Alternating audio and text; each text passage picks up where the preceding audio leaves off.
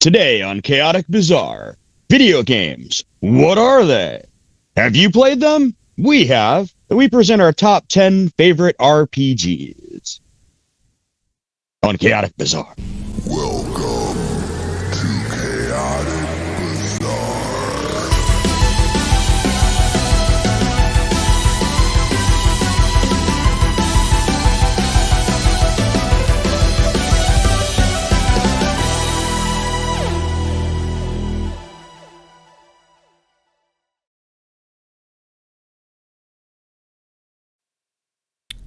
What's going on, Lee?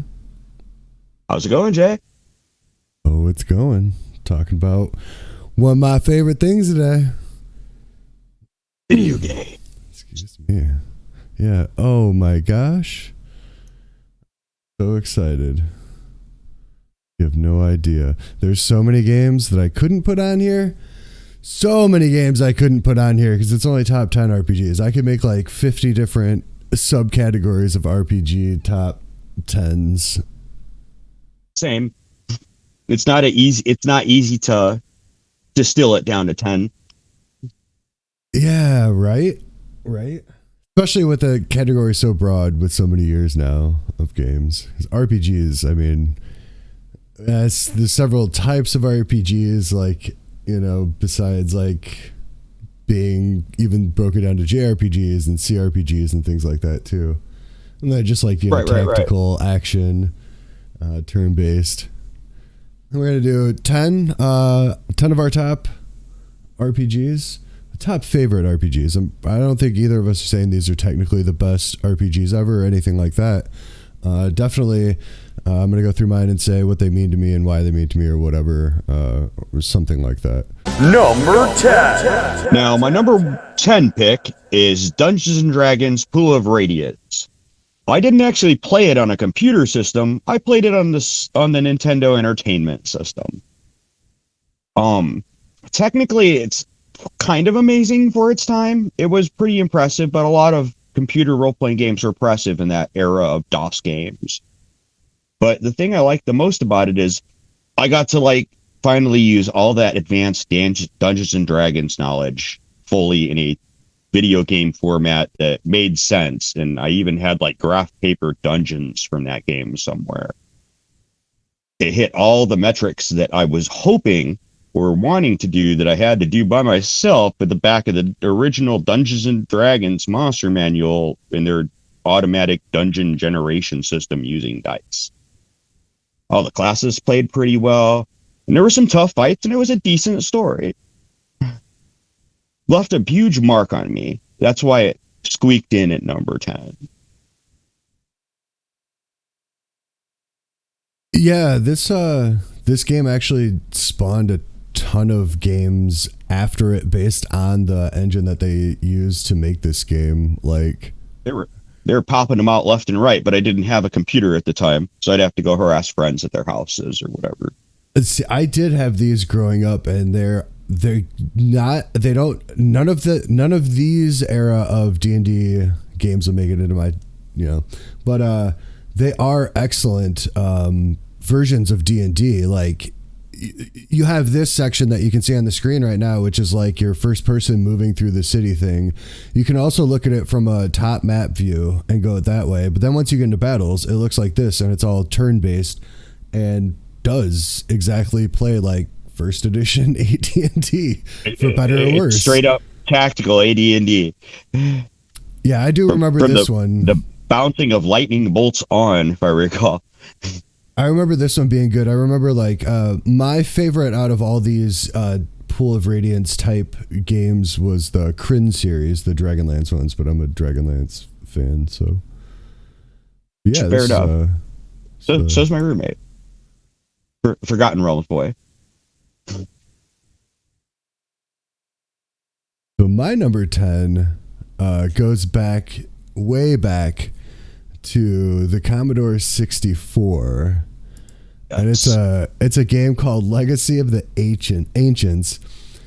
And you start out and you're in this, like you just saw in that short little clip, you're in this like library, and you basically have all these options of like if how you want to leave the library, how you spend your couple coins. Like obviously there's an optimal way to do it, which after many times you can figure that out. But it's kind of when you first open it, it's kind of like a sandbox game in that you could go anywhere and do anything if you really wanted to. Like you could just go train up. There's a bunch of gambling stuff like to make money. So you can go do that. You can go buy all your spells. That's how you do it. You have to make money.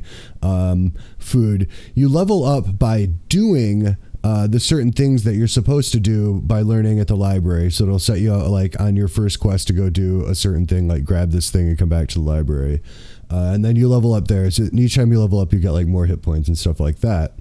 But you can literally just go out and do whatever, fight monsters, take whatever. And it's just like, it was such a fun game when I was little. It taught me a lot because I play like the probability games and stuff within it. And it was just like, I don't know if they have showed any of them on here. And that's how it is. But when you go to, besides leveling up, you get your stats higher, but you play mini games to raise your stats, and they're based like one's like fireballs that shoot at you and you're this little shield and you go around. I know they showed it on here for a hot second. Play it back again while I'm talking, but one's where you shoot them and one's where you like defend them. Yeah, that's where you shoot fireballs, and like they keep getting faster and faster and faster. It's just a really fun game. It's probably not too hard to beat now if you had like a walkthrough or whatever, but if you didn't, it's still like, you know, you'd have to go around, learn the whole place. It probably came with a map originally, but yeah, that would be my number 10. Nice. It sounds like an interesting system. Anything with mini games where you can like affect the main campaign. Yeah, as opposed to every level you just get stronger and more defense. Like this was literally like you had to get more defense and stronger by doing like just, you know, the mini game. You had to pay for it too, so you had to make sure you had the gold to do the test each time. And if you did worse than the last time, you'd lose that stuff. So, you know. Yeah, interesting. All right. Number 9. Vampire the Masquerade Bloodlines on PC. Now, I didn't play it when it came out in 2004, and it was kind of messy when it initially came out. And to get it to work, I guess 5 or 6 years after that, with the unofficial patch and everything else going on, took me like, I want to say like 2.5 days to get everything set to make it work smoothly. It was crazy.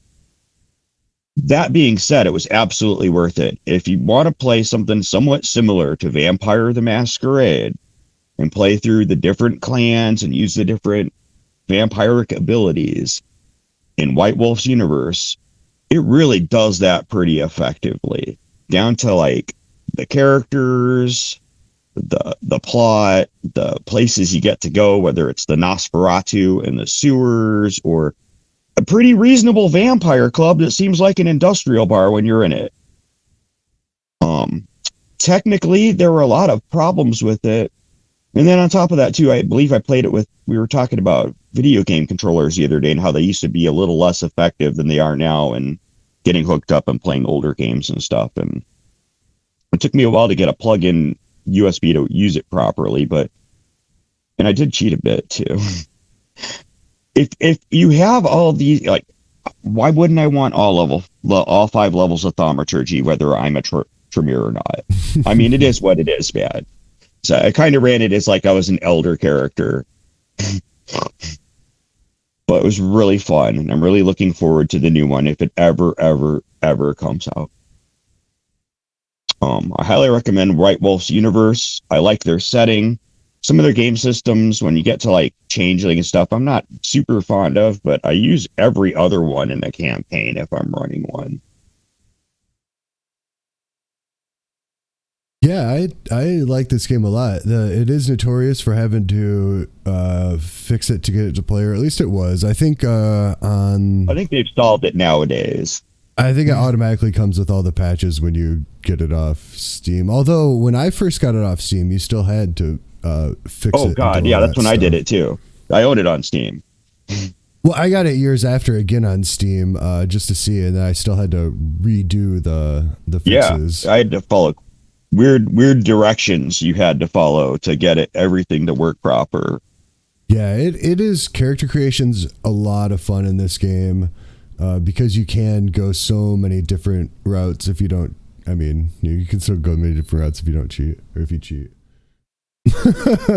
But yeah, it's I do know that there's some pitfalls to some ways that you might want to go through the game, but there are a lot of ways that you can go through the game. Like, it was a really ambitious game, and eventually it did get all sorted out to the way that it when I last played it, it was 2015, so that would be around when I did that patching. So I played through it and beat it. Yeah, it's a good game. It is a really good game. All right. So my number 9 pick, Destiny of an Emperor for the NES. Going way back. Going way back again. This one, yeah, right. It's based on the same story as Romance of the Three Kingdoms, or the Chinese Han Dynasty period with Liu Bei and all these characters. One of the really cool things about it, while it is pretty much linear for the most part, because obviously you have to go through the battles in time, kind of the way that they did it, and it has kind of the same controls as something like Dragon Warrior, where you hit A to bring up your menu, and then you cycle through and hit A or B or whatever again to do the next thing, which is kind of cumbersome. Right. But the cool thing about this, besides getting just tons of different characters on your team, eventually getting ones that level up as you go, because a lot of the characters just don't level up. You get them and they're maybe even overpowered for the time, but then like a little bit later, they're just not strong enough because your main couple guys do level up until you get, pick up all the guys, and you can miss guys if you want to. You can get everyone if you want to. But it's just like when you go into battle here, like tactics are like magic, but you can hit this like all out, which is kind of ahead of its time. It's kind of like how all mobile games work now, where it's just auto battling. And that's what this all out function is. You hit all out and you go into auto battle. So if you're going through just like, your random battles that just take up time, you can just hit like, boom, auto battle, like, or all out, and you're straight up just fighting for a second instead of like command, wait, watch one guy do one thing. Right. Everybody just goes all at the same time. It's fighting, command, like the tactics will get used generally by the enemy and not by you, which is generally a good thing. So you're not wasting spell points, but sure. That's interesting. I played Nobunaga's Ambition a lot in the same era. And they made a lot of Three Kingdoms games. That was just like that same style of game. And Genghis Khan, if I recall, was pretty good too. Right, in that same like Koei NES era. Yeah. I mean, even the Game Boy Advance Nobunaga's Ambition cart was great, though no one remembers how to do ninjas anymore. And the book is gone. Right, where's like it's lost media, the book. Yeah, I'm pretty sure this is was this a Konami or a Koei game? I can't remember. I think it's Koei. It had the thing right up there at the beginning, but they had it cut out on the title thing. But yeah, I mean, this is like that same era of game, but they did it as an RPG instead of as one of those. Capcom. As a Capcom game? Yeah. It keeps coming up every time I bring it up here, but in the preview. Based on the Tenchi Woku, I can't pronounce that word. Karua manga by Hiroshi Motomaya. Capcom, right there. I still go back and play it. There's a bunch of mods. I saw the box. There it is. There's a bunch of mods for it and everything. Like, people have redone different storylines. So, like, if you've ever played Dynasty Warriors and they have all those different storylines, people have gone back and put those in, like, kind of historically, so you can go back and play through different armies and basically kind of playing the game, but you're playing a Cao instead of Liu Bei or whoever. That's really interesting. Number 8. Knights of the Old Republic on Xbox came out 2004. I played Knights of the Old Republic 2, I should say. I played the first one first. I played the second one second.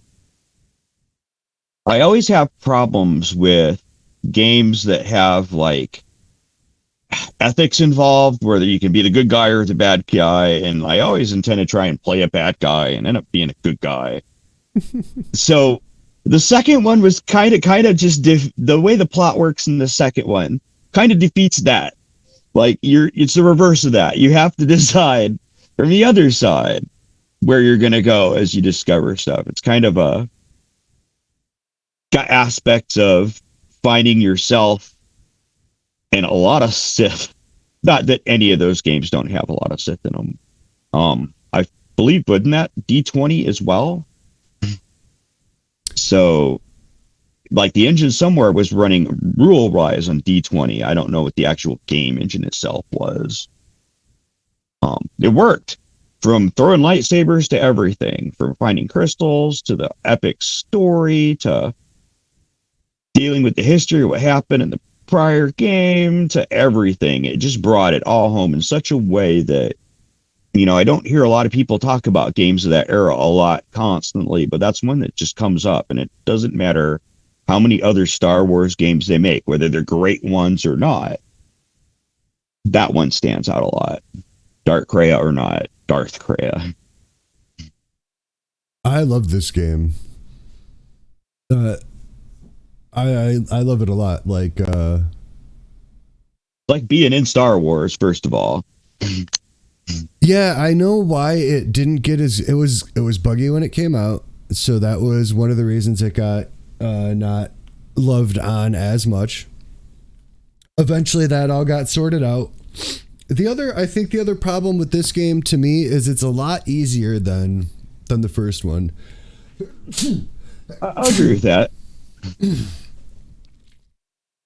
But I mean, it should be if you're a bad guy. Well, I mean, you could play a good guy. Either way, like the game, because of it's going like what to like epic levels, like, which is a really cool thing, but at the same time, it's just not balanced as properly as the first one to me. Fair enough. But Fair enough. the game, like, I would almost argue that the writing for this game is better than the first one, for sure.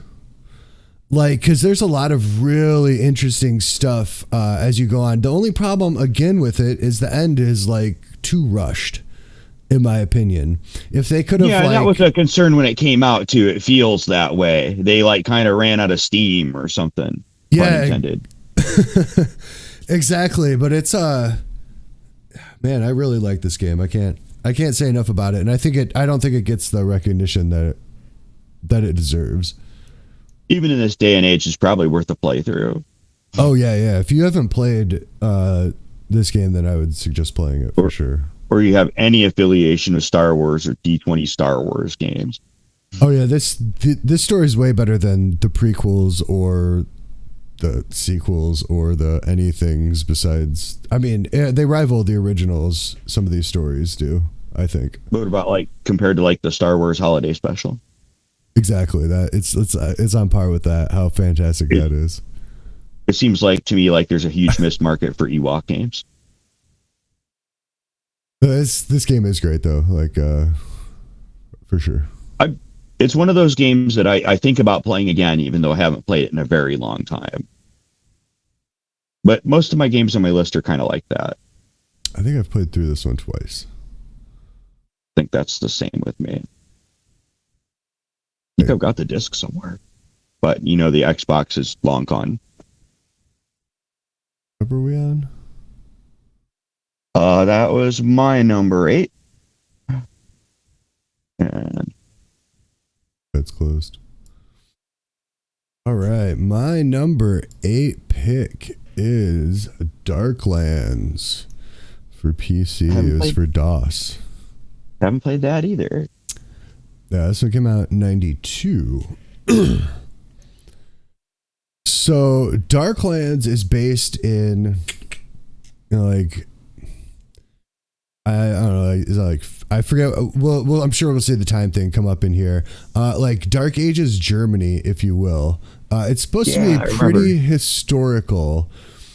There's a lot of really cool stuff. Again, you could take it as kind of a sandboxy game and just do whatever you want, but that's not really the point of the game. Like, I guess the point of the game is to like defeat Baphomet, which is pretty out there. One of the like this has such great things to the game, right? This is like you can see the combat's going on the screen, but when you make a character, you can literally make the character as young or as old as you want, and they age.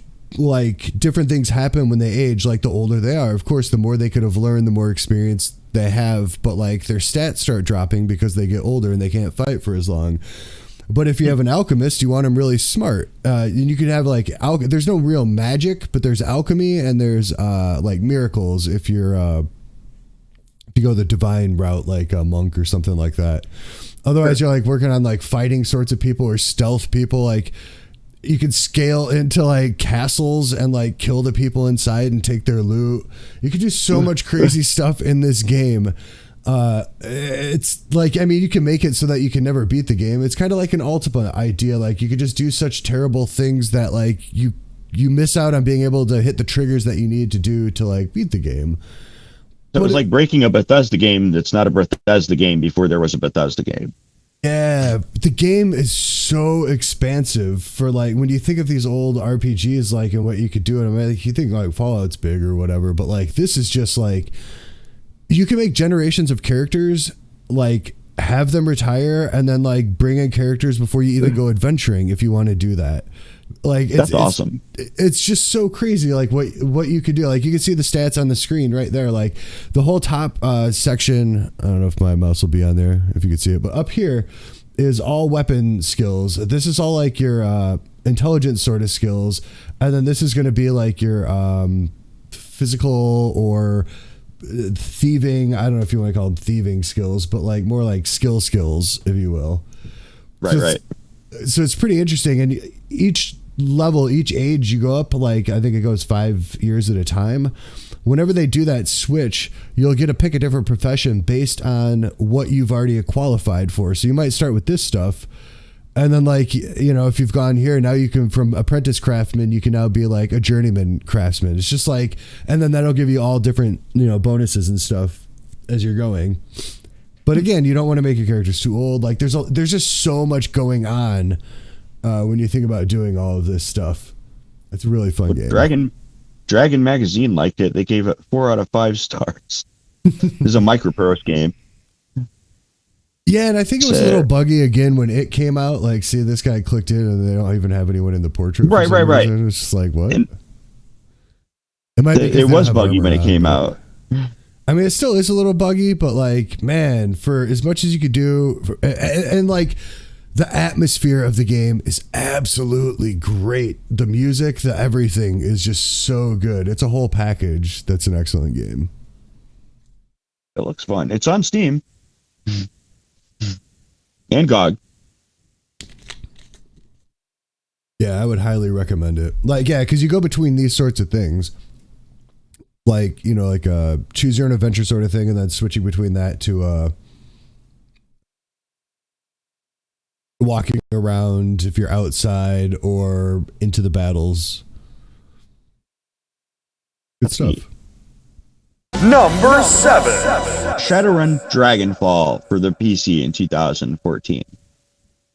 I really enjoy all the modern Infinity engine. I believe that's the engine Shadowrun games.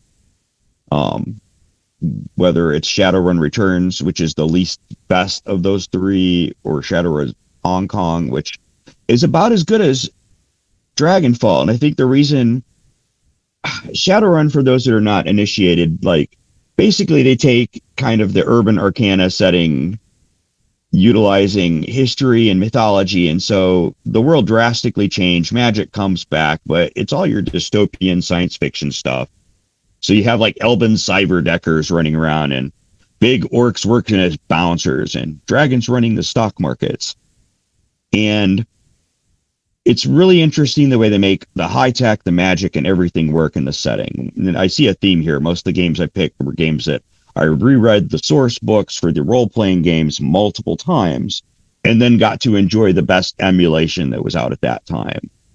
And outside of that, the character development, the two later Shadowrun games, is just so amazing that the fan art would blow you away, that people that have beaten the game feel like some sort of bond with these non-existent characters in a way that even other games that kind of get that pull on me don't hit the same way. A lot of content, huge amount of content. The hacking's pretty cool because you actually get to go into the internet and hack stuff. Well, the net, not the internet, whatever we want to call it, in 20 whatever year that is.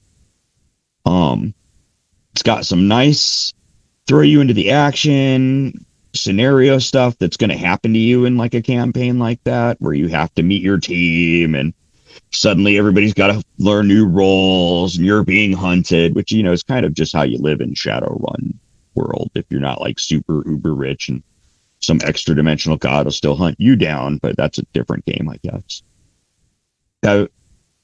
I like the fact that you can mix and match classes. Like, I had an elven decker with some mage capability, and that came in handy in lots of different ways.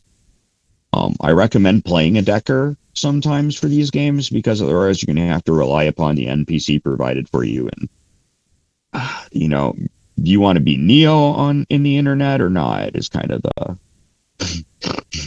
Because you can be. Yeah, this is a good game. This has really good, robust character creation. That's what I really liked about this game. Or this whole new Shadowrun batch of games. And it emulated the actual Shadowrun book pretty good, like stat-wise and systems-wise, which made it work. It was nice to see it actually used as opposed to, you know, reading a book and never getting to play with anybody. Yeah, exactly. This is a really good. I recommend it as well. I think that's all I got on that. All right, so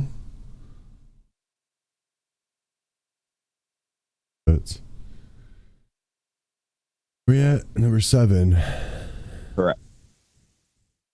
My number 7 pick is Might and Magic World of Xeen. It's kind of cheating. I would pick Clouds of Xeen, but World of Xeen adds just a little bit more of an interesting thing. It's just kind of a continuation of the story. And so this goes back to, let's see, what year was it again? 92 was when Clouds came out, and 94 was when Dark Side and World came out. So what this was an RPG, obviously. You created your 6 characters, and then you went through the world of, or the whatever. It's kind of goofy, but it's really interesting looking. Everything is really kind of cartoony, but kind of cool. It was fully voice acted in this one, which is really cool. Another big thing for the time. Huge.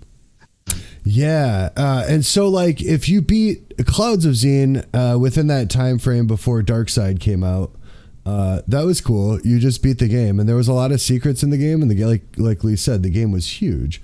However, if say you started playing after the fact and Darkside came out, you could install them at the same time, and right here in those little pyramids, you could transfer over to the dark world instead of the light world that you were in. Because to beat the entire game, you had to beat both sides and then the last final thing, which I don't think it was very, very much different to finish world from just dark side and light side. I don't remember it being, because once you were that powerful, like everything was pretty trivial. It was. Well, that's how they work. Right. Like, yeah, you're at the end of the game, you should be powerful. But I mean, but their attacks would like instant kill like half your guys too. Still, you just had to have guys that would be able to res all of your guys every turn, so it wasn't a big deal. Right.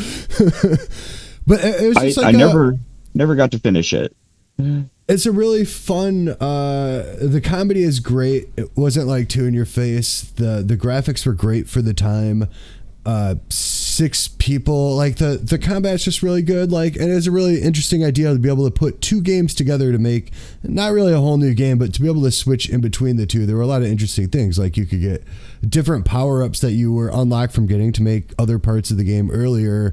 Kind of like if you take like speedrun thoughts in general, where you're running places where you shouldn't be running to, but you can get this little thing, and then if you get that thing and go back, you get a bunch of power to be able to use for like the next few levels before it evens back out, you know? So it's you know, there's a lot of nuance to it. Like there's a lot of different classes you can play as, a lot of different stuff. So it's a great game. It's a little clunky now to play, but if you have patience, it'll be a lot of fun. I'm pretty sure I still have my box set original like disc set somewhere, and like I totally forgot you had to switch between the pyramids. Like I haven't thought about that since 1993, because then I moved back here and I didn't have access to a computer for a couple of years. I pulled this one out a few years ago, but like I said, it felt really clunky to be able to play in slow. So it was kind of like, yeah. But as it goes back to, if somebody were to remaster it or something, it could be. Sure. It really felt clunky even in Windows 98, I think, if I recall. Because I tried to install it. Yeah, it's back at that time where they switched over memory and computers did this huge leap. And so like extended memory, conventional memory, all that stuff, you know? So it was just like, right. Well, it and Master of Magic are actually the 2 games that got me into IT, because I got tired of asking for help. There you go. Just wanted to play my games, so I had to just learn to do it myself, because everybody else, you know, was like asking your mechanic to come over and look at your car all the time to check your air, I guess. I don't know. Games are a pain. All right. Okay. So my number 6 pick, and and I just want to throw in one last like shout out to Zine. That's awesome. I'm very glad that was on your list. It was an important game. It was so cool. Like I got in fights with roommates about it. Like, you're moving back to Indiana soon. Do you really need to be spending that money on that video game? Like, I might not have another chance to play this in 2 months.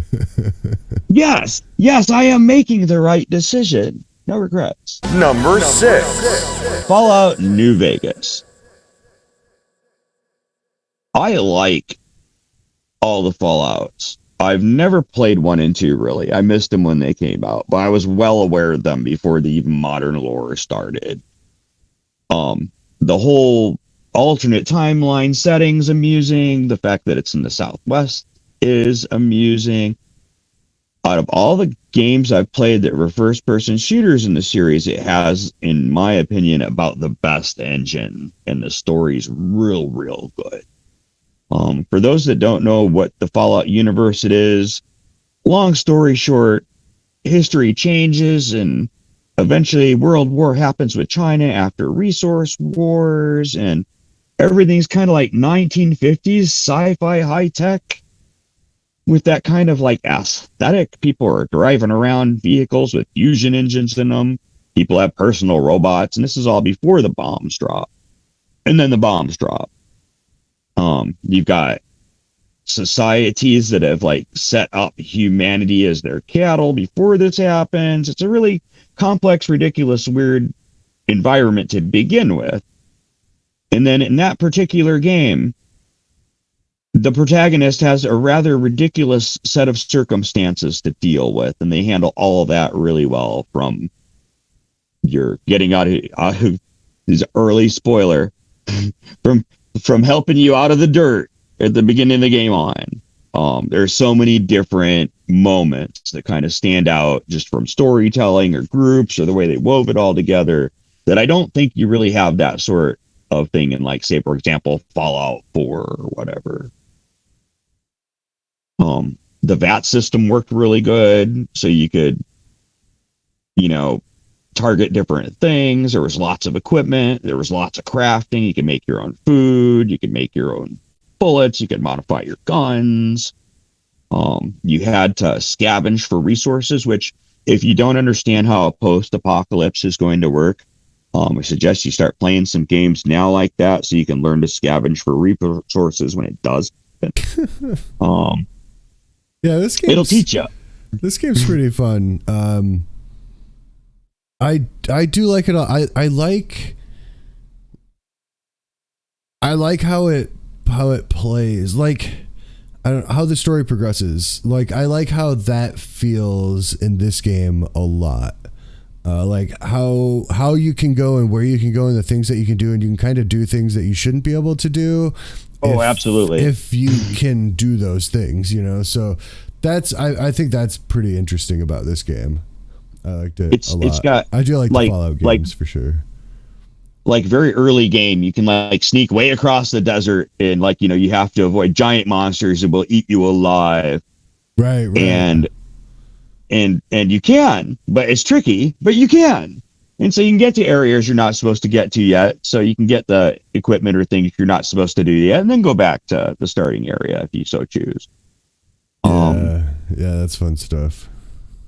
I really enjoyed it. It was a fun playthrough, and like the setting's really interesting, and any southwestern setting's generally going to be interesting, whatever post-apocalypse world it is. In my opinion, allegedly. Allegedly. And I'd also like to point out too that if you break the game, the main quest, say for example you accidentally kill one of the main characters, they're just like in another game we're going to discuss later in this episode. There's a back door even, so you can even like accidentally kill threads in the game and still finish the game. Oh, nice. I think that's a neat feature too. Nice. Right, my number 6 pick is Diablo 1. I am a bigger fan of Diablo 1 than I am of Diablo 2 and Diablo 3. It doesn't necessarily play as well anymore as Diablo 2. If they remake it, I'm sure they can make it play fantastic. Part of the greatness of Diablo was kind of the simplicity of it, I think. But what really I liked way more about Diablo 1 than Diablo 2 was the atmosphere. Because when you played Diablo 2, it just doesn't have that same creepy, dark feeling that Diablo 1 has. While you do get to pick all the different classes, in this one, you get to, like, depending if you find the books to learn and your magic and whatever, kind of anyone could technically do anything, but even though that the animations are different or whatever for each one, so a fighter can't cast as fast as a wizard or whatever, those sorts of things. They don't get the regen. I can't even remember at this point because it's been so long since I've played this game. Actually, I played it like a year or so ago just to remember, like, oh yeah, it's that clunky and hard to play because it's running on an emulator thing and I don't have all the best settings for it or whatever. If even that's a thing, so I'm sure somebody has it all hooked up good. But I spent so much more time on this on Battle.net and meeting people and playing in guilds and playing this online than like Battle.net. Yeah, than like so many other games after the fact. And this game is just, if it wasn't for this game, I don't think we would have had a bunch of other successors. Oh, for sure. No, it was influential. Was that still Infinity Engine? Dude, that engine was used it's still being used. People are still modding that particular engine. Isn't Diablo from the 90s? Like, I feel like I was playing this game in like 97 or 98. I have it written down. Planescape Torment comes to mind. It came out in 96. That makes a lot more sense. So whatever Blizzard used to make this game, they probably made the engine at the time to make this game. I didn't look it up too much, but man, and how the loot worked too. While it's you can't upgrade stuff, it's just like super random. So it's like raid loot. Like you have to keep, just hoping that you get the get the thing and it can drop anywhere, kind of. I mean, obviously there were different tiers once you got up to Nightmare and all the other difficulties, but man. Number 5. Mass Effect 2 for the Xbox 360. I enjoyed the entire series. I like the setting. I like Commander Shepard. Space operas are my thing. It's not actually based on an actual system. Well, I mean, setting. I should say setting. It has all your elements of your cyber dystopian sort of like alien universe with history, sort of terrible things are out there sort of thing going on. The reason I picked the second one was because even though I really enjoyed the third one a lot, the second one kind of plays outside the parameters set in the first one and flips everything on you. And the ending didn't drive me insane. I like the whole tactical or non-tactical aspect of like shooting in a role-playing game. It works really well. I didn't think it would work. I remember everybody playing the first and the second one, and the third one came out. I played them all in quick succession as my roommate at the time was playing 3. I'm like, well, I might as well, I get to play that next. So I might as well play the first 2 now. And so I ran through all of them at once. And like, if you never played the series, they have the newest collection. I don't remember which edition it is. I'm assuming it says enhanced on it. And it's available, I believe, on various platform stores right now. It's worth playing through even now. Story's great. The characters are great. The interactions you have with aliens are great. The technology development's great. The combat's great. I really like the psionic powers. I really like the characters. The characters leave a mark. You don't want anything bad to happen to most of them. Right, I love this game. I'm drawn between the first and the second one as being my favorite of the two. I'm not sure. They both have good pluses and minuses. Like, the combat flows a lot. Like, the second game just flows a lot better than the first one. But the first one... That's part of it, too. The first one, like, some of the aspects are just, like, feel better. Like, the psionics, or I forget what they call it. But that in the first one is a lot better than in the second one. Like, you could do a lot more interesting and fun stuff with it. Where the second one feels like they tailored it to more shooting stuff, which is fine, and they did a really good job at it. It was a really fun game to play. I love the second game. The story's really good. I like the fact that things that you do in the story affect what your resources are going to be like later in games. If you save character X or invest time in character X is there for you at a later part. And it might not even be in that game. It might be later in the series. All your decisions and who you help and what you decide really changes the dynamics of the universe quite a bit. Yeah, it's a good I know game. that's commonplace now, but... And to point out there again, it's another BioWare game. That's not the first BioWare game that we've seen. I'm sure it won't be the last. BioWare made some good games. BioWare sure did make some good games. Going into my number 5 is another BioWare game. But it's the first Knights of the Old Republic game. I love this game and how it plays. Obviously, like, it is a 3rd edition D20 system sort of game. At least that's what it's based on. It strays from it a little bit. But man, it is fun. The writing in it, again, BioWare, they did a great job at the writing. One of the things that I really like about this game, especially the first time and then for at least any subsequent time you're playing through, is the spoiler alert is going when you become a Jedi. How that works is like from that point on, every level you gain is now one of the Jedi versions of whatever you chose, right?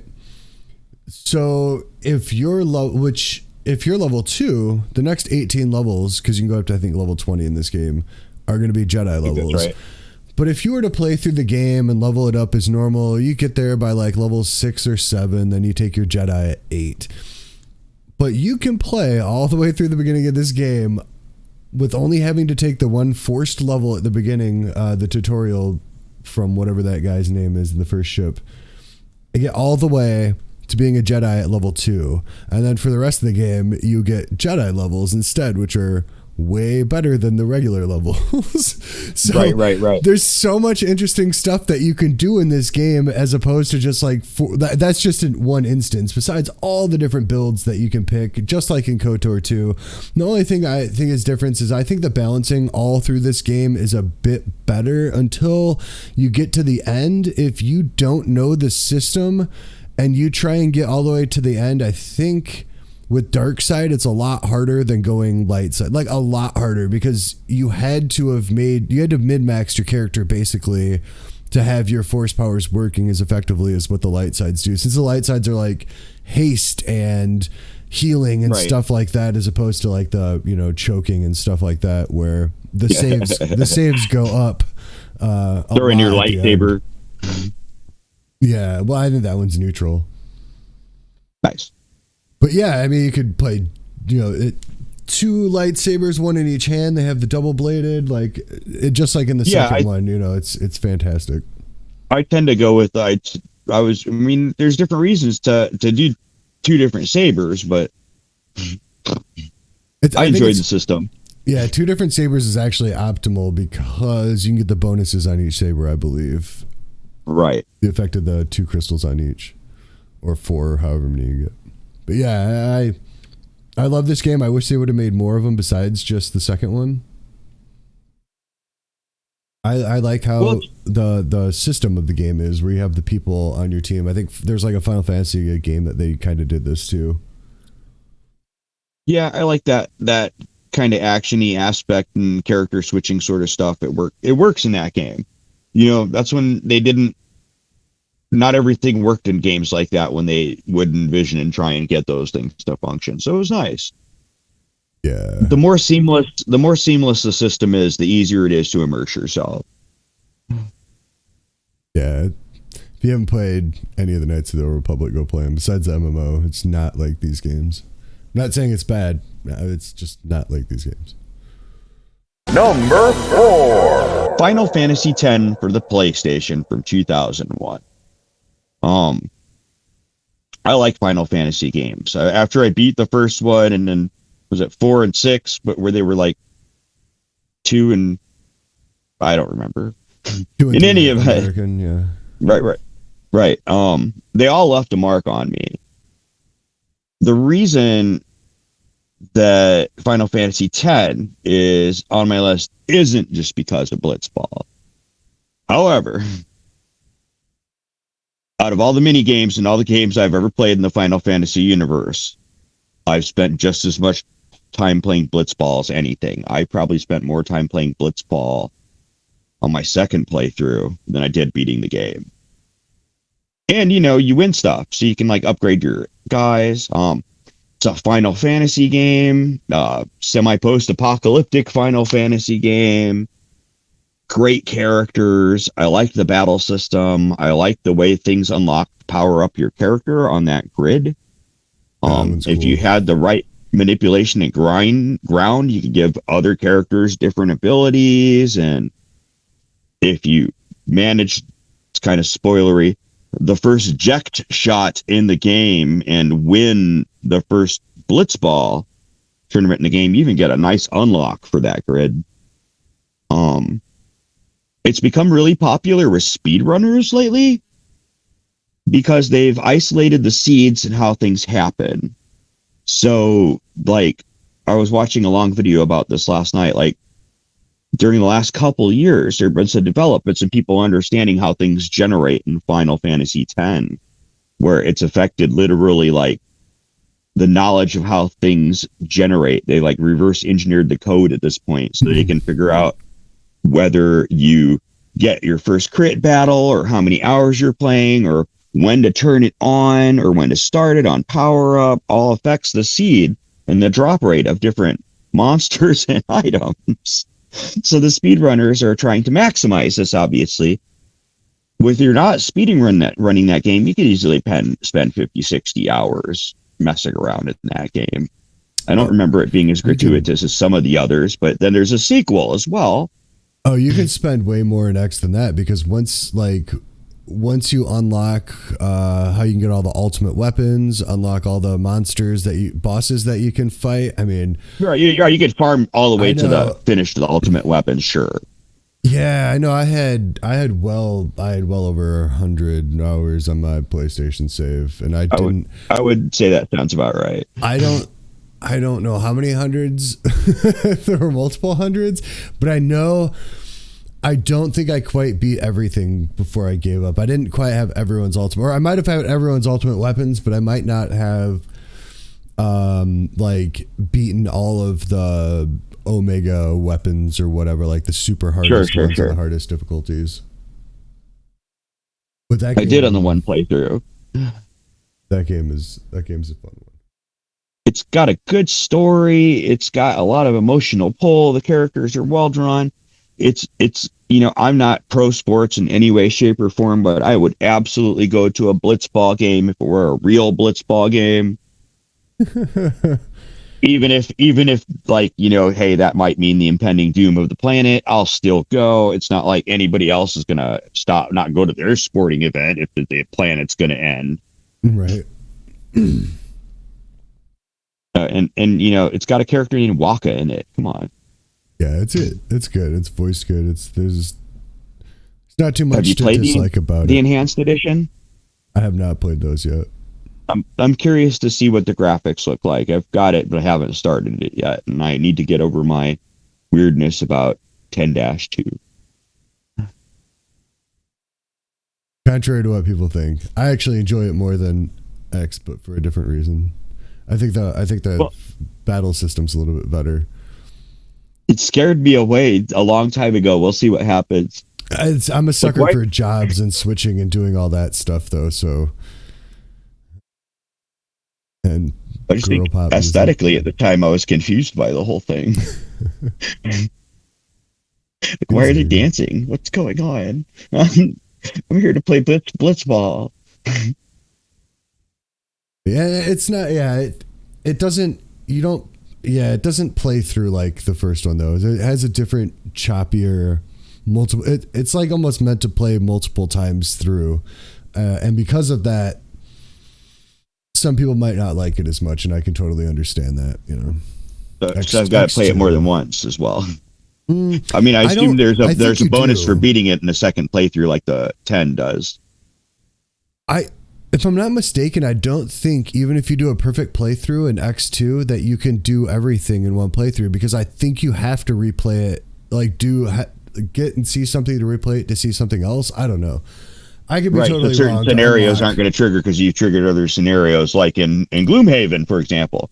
I think so.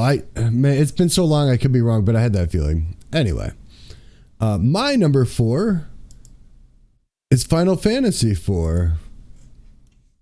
So good. At least to me, I rate it higher than the others, and not that technically it is better than the others, because it's not technically better than the others by any means. But as it came to American released RPGs, and to me at the time when this came out, this story was something that no other Nintendo or anything game had at the time. Obviously, this was for the PlayStation or whatever re-release back then when they recut these, but man, it took what you had in Final Fantasy, unfortunately took away from you being able to pick your own classes, but evolved on so much of that, and then gave everyone such good personality. Like the whole world has such personality and atmosphere to it. Then as you get to the end of the game, it just throws you a whole nother loop. Oh yeah, by the way, we're going to the moon. And there's all this ridiculous stuff going on. It's just what? How does this get even more crazy? Obviously. And it was like that. Yeah. But it was a story you were playing. And even though there were times where it got too grindy in between, you had a lot of fun, and they cut stuff out of the American release, which was kind of dumb that they shouldn't have. And I don't know why they did that originally. But But I still think that 4, I shouldn't really call it 4. Maybe I call it SNES 2 for Super Nintendo, like 4 easy version. That's what I played it on. Call it. I really like it still.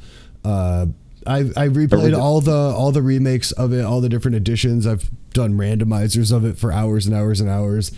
This game is just like, there's just something about it that I really, really enjoy. The music. Like, Music's this good. Is where all the iconic Final Fantasy tracks like basically come from all these tracks. They're just different variations of like these ones, right? Like, I know they came from the first ones too, but these ones have like so much more into them and so much more of the little parts that were added on to make the songs longer and stuff that you see added through time. I love this game. It's a great game. I mean, all those things you said stand out. Like, the character development was amazing. Like, the backstory was amazing. They blast you with like memorable bad guys, memorable allies, and like then once you, like you said, no, exactly, I got them on top of this, and then suddenly you're like, I'm on the moon. Yeah, you think you know where the stories are going, and then it's kind of like, what? I mean, now every story's done like that, but so it feels cliche. It was in fact Nobuo Uematsu that did the score. What? That's good stuff. It is good stuff. All right. Just got to see him live in concert in Chicago. Oh, I'm jealous. It was really nice. It's a Friends of Final Fantasy, maybe 2007, 2008 or something. And they played stuff from the themes with the entire like Chicago orchestra, and like there was a choir, and Nobuo was not playing a guitar or anything, unfortunately, but a metal guitar, unfortunately. Number 3. It's The Elder Scrolls Morrowind on Xbox 2002. Your number 3 is Elder Scrolls 3. Right. It was the first Elder Scrolls game I ever played. I took a nice break at different parts of my life from getting to play video games or allowing myself to play video games because other things would have to suffer. And so I tried to catch up as fast as I could as soon as I got my PS2 and my Xbox that year. And one of the games they got me was Game of the Year edition. I guess it'd be like a year later or whenever that came out. And holy crap, like so immersive. All right. I like games that are a whole world. I like games that are non-linear. And it's got that in droves. You can break the game from the beginning of the game and still solve the game in that game. The bad guy is a great pop singer. I mean, that happened in recent times. Highly suggest you look up the track Dagoth Wave. You know, you could jump off. I mean, that's acrobatics still worked in 4 Oblivion, but it was just neat. There's a neat system. You know, you could, what you did affected your playing and what you grew to play with. Kind of like other games where, like, you know, if you drive around for hours, obviously you should get better at driving a car around. But, you know, the more magic you use, the more you push the stats that boosted those things. And then, like all good Bethesda games, you can immediately break the game upon start and manipulate all sorts of systems, and you knew it was going to crash anyways. And so here's this wonderful, complete, awesome storied level, this beautiful for the time world that I can just break and do whatever I want. I mean, that's pretty sandboxy to me, even though it isn't intended as that. This is my favorite Elder Scrolls game by far. This one is like, just from what you mentioned, the magic and the skills, the acrobatic. Oh, dude, casting, like making a jump spell that jumps you across the world is a possibility because you could level up those skills enough, cast the spell with, okay, cast this jump ability for 1 second so you could jump. You cast it and you jump. And then you have to wait. Okay, in 5 seconds, I'm going to need feather falling to kick in. So then you say it contingents. 5 seconds later, feather falling kicks in. Feather falling kicks in right before you hit the ground and you don't die.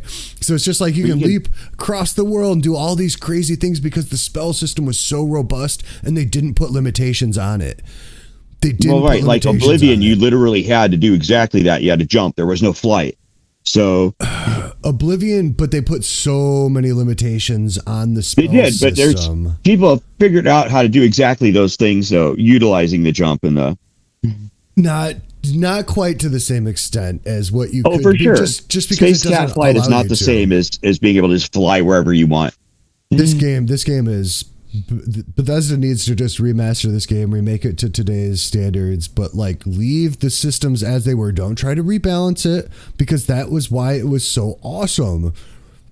You know, like I can't think the spell system in this game is so magical.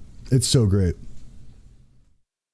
Especially zero range soul trap and look at your feet and add a second stat effect. But there's a lot of stuff you could be doing to cheat and get stats and stuff with the magic. But I'm just saying, beside that, if you legit wasn't he just flying around even at normal speeds?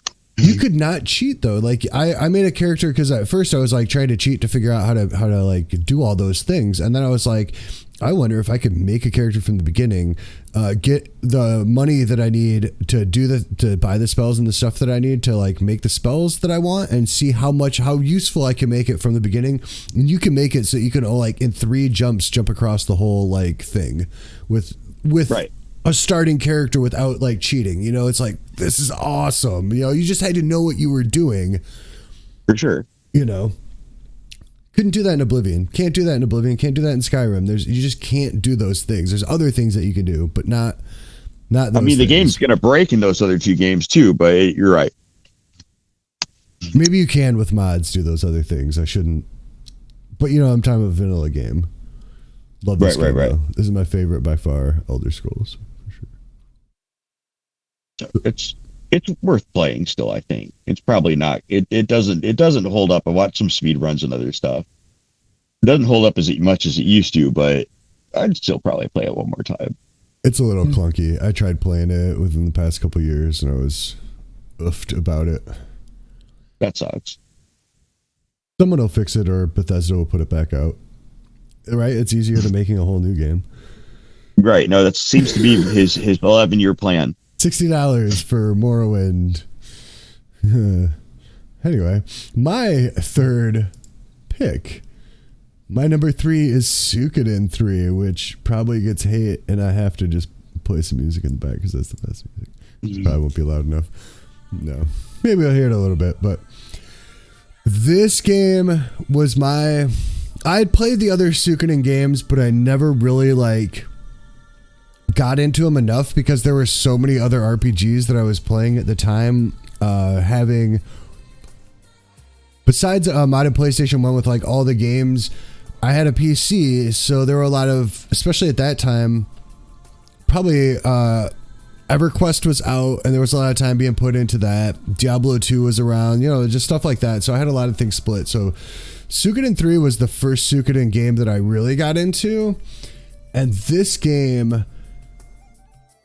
I don't even know what to say. Like I put so many hours into it. It's not the best. It was like they used polygon graphics, so there's a lot of times where there's a bunch of empty stuff. But it's all cut with anime cutscenes, which are really good. And there's 108 characters to get onto your team. Well, right. One of the most interesting things about this, especially this one, is you play through, I don't know if it's like 5 chapters, but each chapter you go back to a starting thing where you pick one of 3 characters that you play through and you see their angle of the story. Right, and then you unlock 2 other characters that you get to see other parts of the story through the same timeline too.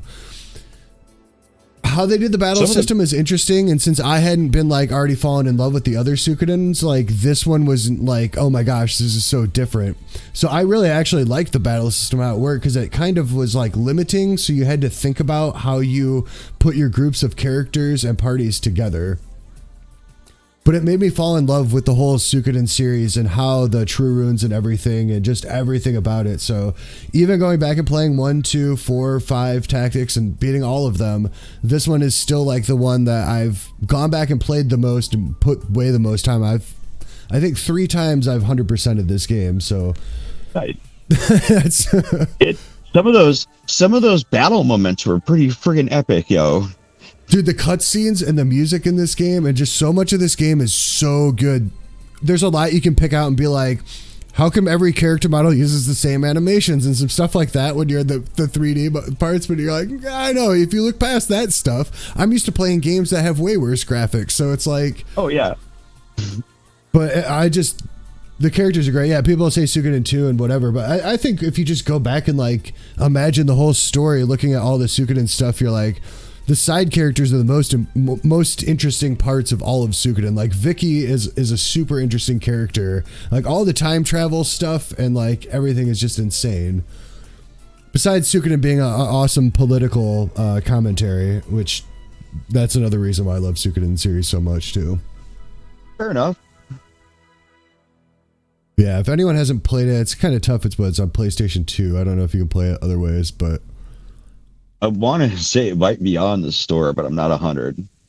I know 1 and 2 are, because 2 might still be worth them a lot of money, but 2 was worth a lot of money at one time, and I was like, it's never going to go to the store. Then they do that, and I think the prices might have gone down on. There's a lot of, they keep, especially if you've got like some of their special subscriptions, you have access to a lot of old stuff in the new systems. Oh. Whether it's old arcade games or old JPRGs or... For a long time, if you wanted to play 2 and you couldn't get an ISO of it online and you didn't have a modded PlayStation, like it wasn't easy to have an emulator on your computer. I mean, because we're talking about for whatever. Obviously, it is now. You can just get the ISO of it, or you can buy it from Steam or wherever. Now you can actually... You can literally buy it now. But then it was like you could only find it from somebody selling it online, the original copy for like $100 to $200. It's like, Jesus Christ, can't even play it. Luckily, I had found a burnt copy I had from a long time ago that I had, from back in the day. That's how I ended up playing it the second time after Suikoden 3, 4, 5. Then going back and being like, I'm going to play. Because the cool thing about those games is there was stuff, if you like say 100%ed it, you could carry stuff on to the next game. Right. You'd load the save. Right. Even like, I always thought that function's cool, whether it's a Bard's Tale or not. Number 2. Final Fantasy VII, PlayStation, 1997. Now, I didn't technically own a PlayStation at the time, but one of my good friends decided it was important enough for me to play it after he was part of the crowd that when I was playing 4 and 6, 2 and 3, whatever you want to call them, I had all these people watching me. So we would name the characters and play through. Like I had like 20 people watch me perform the opera. Like I had a room full of people heckling me while I'm performing the opera. But so he brought 7 over and brought me his PlayStation to borrow. And I beat it. And I had his PlayStation a very long time because it's a very large game. A lot of people fall on one or the other side here. They either don't like 7 or it's important to them. I'm the latter. It's my number 2. I've played it more than 300 hours at least. The second playthrough like maxed out at 200 hours. We probably had 300 hours on that one. The music, the gameplay, the politics, the gaming system, the animations, the materia, the leveling system, the powering up system, the fact that you can get like super powerful, ridiculous end game summons and level 3 more of them. Like, have you fought the end of the game with 4 Knights of the Round mastered materia? It's a little overkill. Yes, if all your wins the if game. if all your stats are maxed out while you fight a certain one-winged angel at the end of the game, it does make a difference. I love the weird scenery system was funky.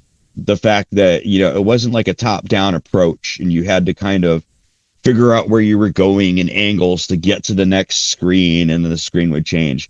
Like now, I don't think most people would tolerate that very well, but at the time it was impressive. Yeah, the mix between the pre-rendered backgrounds and then the polygonal. Right. Then your polygonal characters running around in this picture, and they're amazing pictures, but it made the navigation in some of the moments kind of a little odd. And there's few songs that can emotionally, or moments that can emotionally trigger me out in video games. There happens to be one fairly early on in that one that if you play a particular song, I'm still going to have a strong emotional reaction. I like the after stuff that happened. I didn't necessarily enjoy the remaster of it so much. Yet to play that. I got it as part of PS Plus, and I started it, and I got a little bit in, but even the first boss battle is so different. Because it's different. It's a action. It's redone. Right. It's not the ding ding ding ding noise, and that's it. Ding ding ding. A lot of mini games in that game, whether it's the arcade games. The arcade games were awesome. It had a very cinematic moments to it that translated well into even like the silly, or I won't say silly, the movie they made later that happened after Advent Children. That's not a bad movie. It's interesting. It's all right. I've watched it more than a few times, and I own it, so take that with a grain of salt. Yeah, me too. It's not Spirits Within. We don't talk about that, do we? Well, apparently we do. Yeah, I love Final Fantasy VII. It's definitely like, I'm one of those, I'm not on the side of I don't like it. I'm just on the side of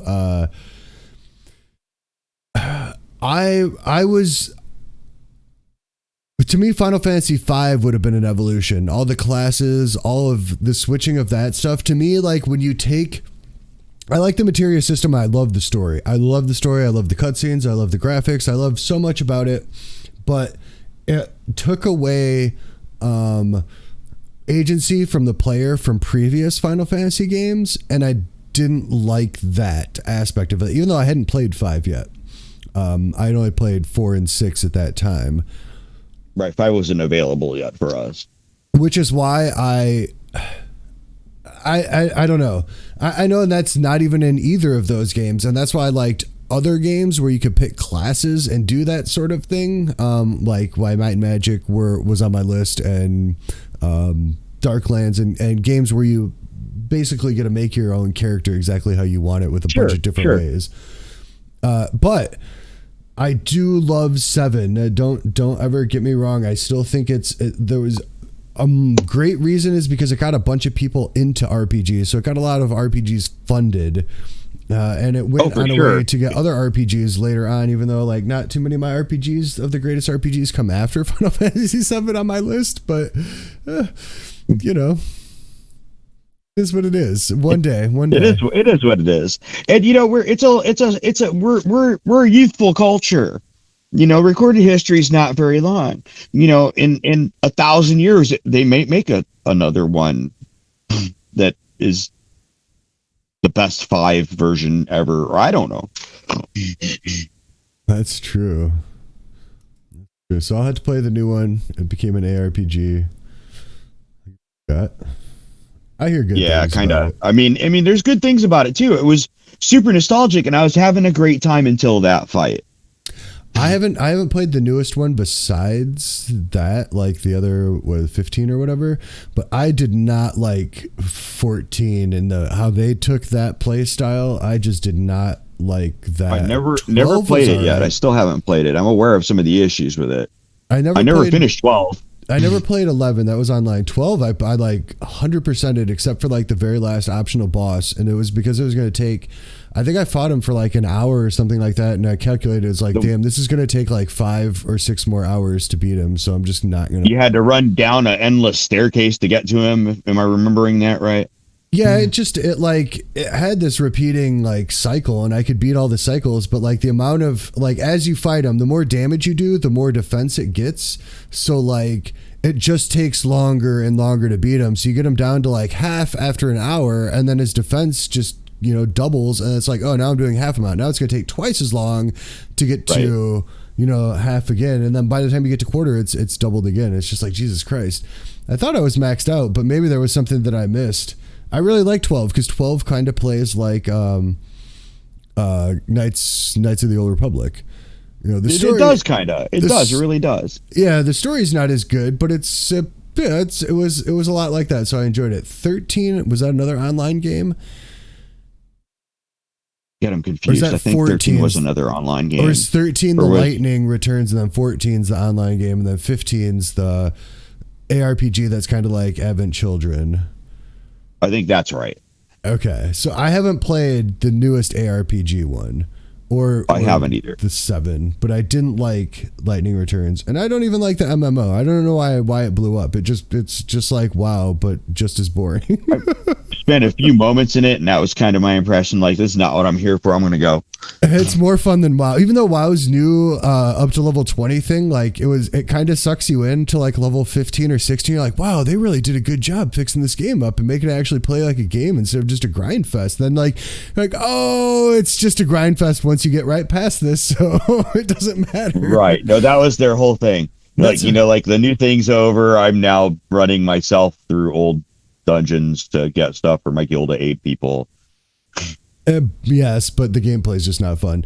And so that's how 14 was to me. It's just run here, do this, click on this thing, wait, click on this monster, wait. It's just like there's not much going on. Hit 1, hit 2. Okay, now wait 5 seconds for each cooldown. It's like, dude, this isn't like, what am I doing? Like, just do it for me. Like, that'd be more fun and do it in 10 seconds.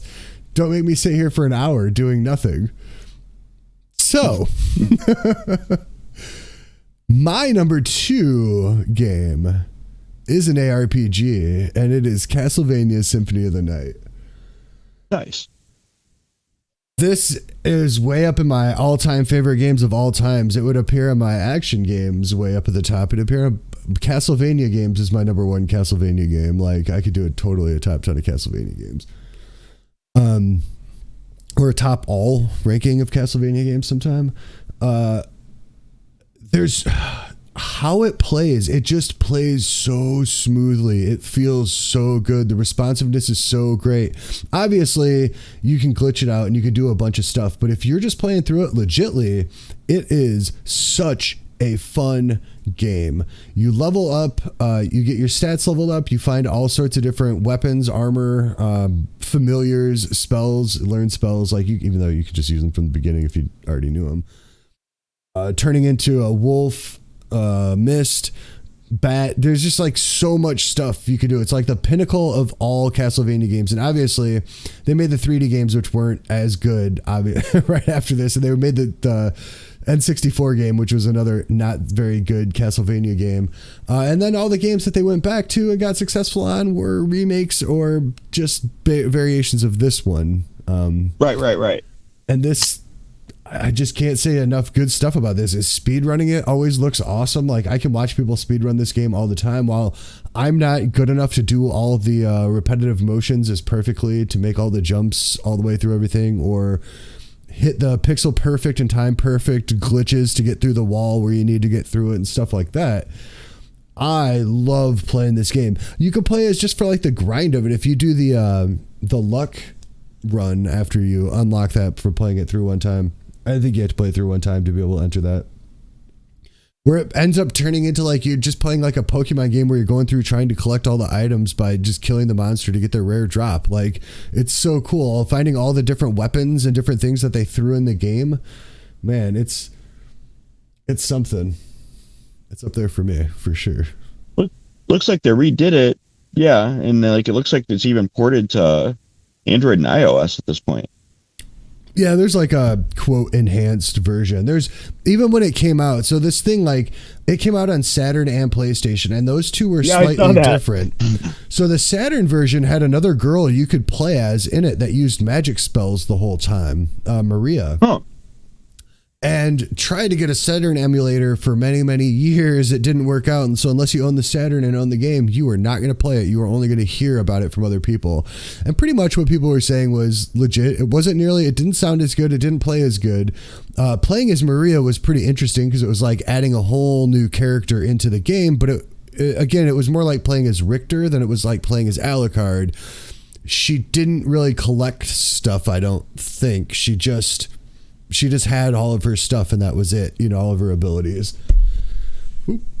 But it was fun. I did eventually get to play through it as her, and she's like, makes the game super easy. It's like not hard at all to beat the game with her, but it was, yeah. Well, that doesn't mean it's bad just because it's hard.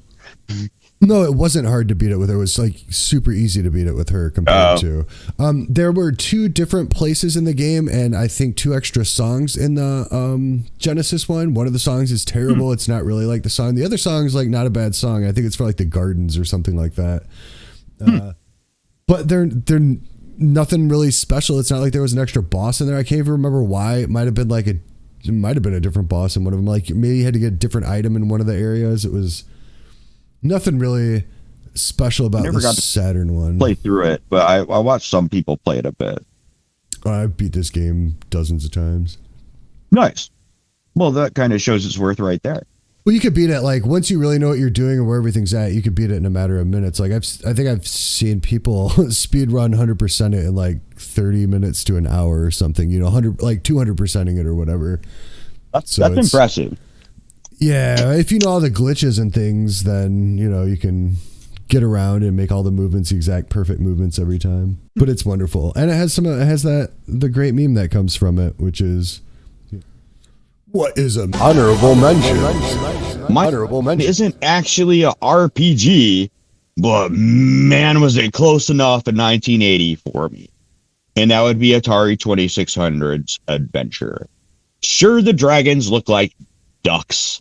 Sure, you've got a sword that's basically an arrow, and the bat doesn't exactly look like a bat, but the castles look like castles, and it plays out like it should.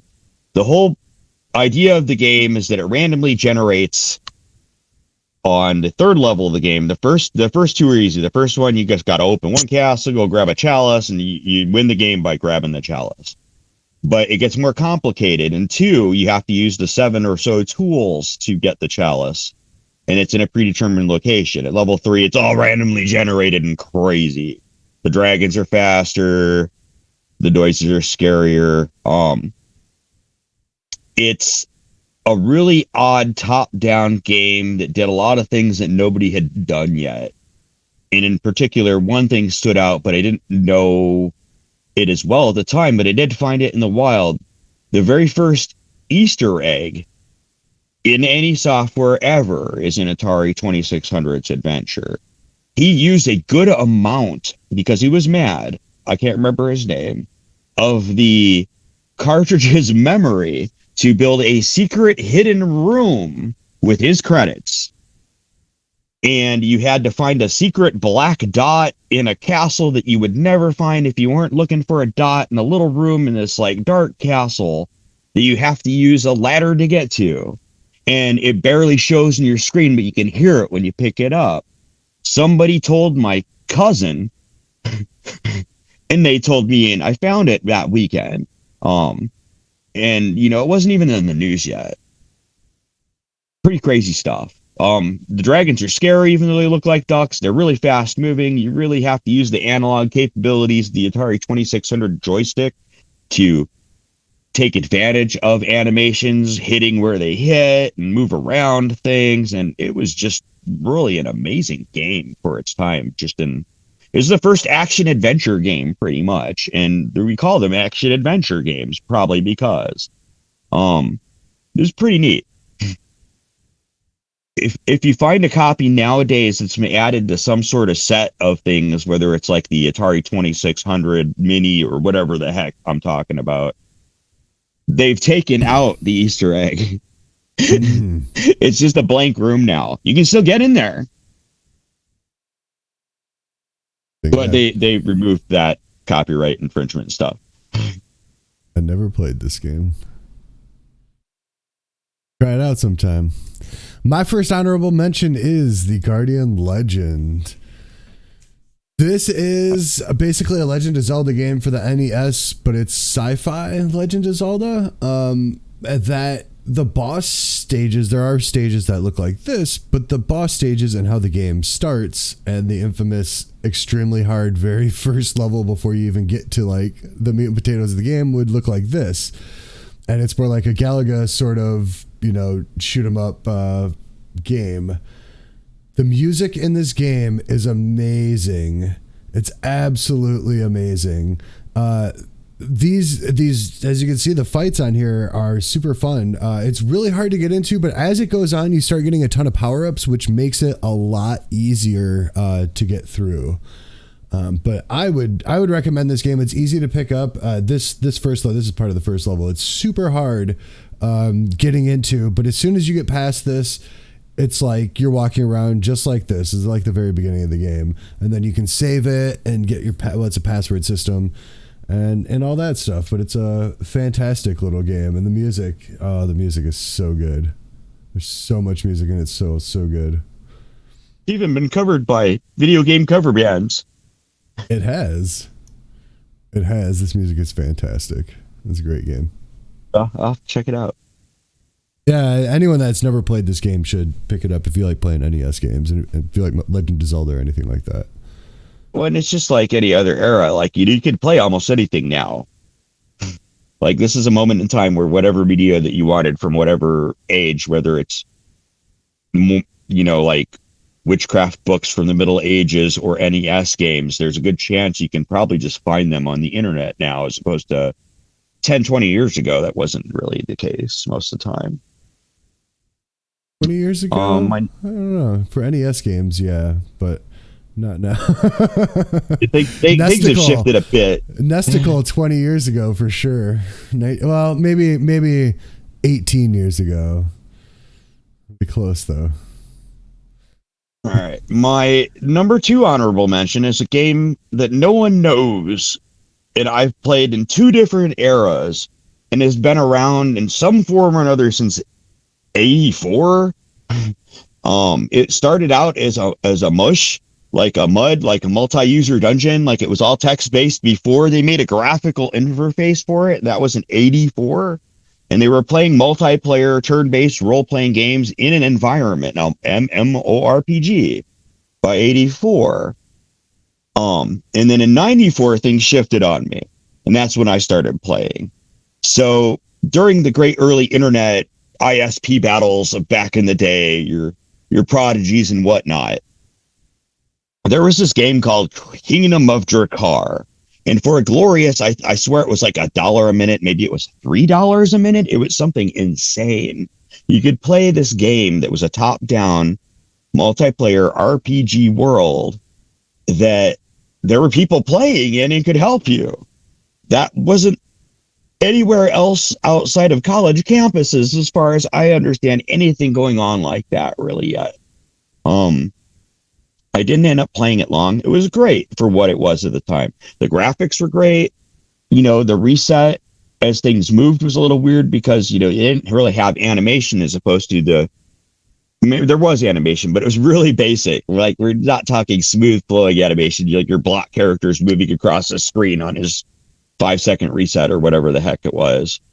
And treasure piles would get out of control because the more monsters you killed, they just like build up in this weird 2D environment. And there was a really nice community, but Microprose basically decided that they had made a mistake at some point and it didn't take off. It was way ahead of its time.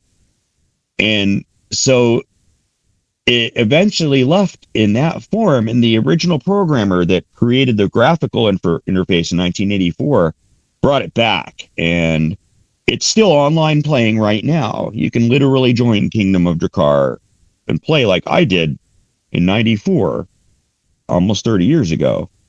Right now, they even have they have a minor subscription service. It's the original guy that developed the game runs the servers.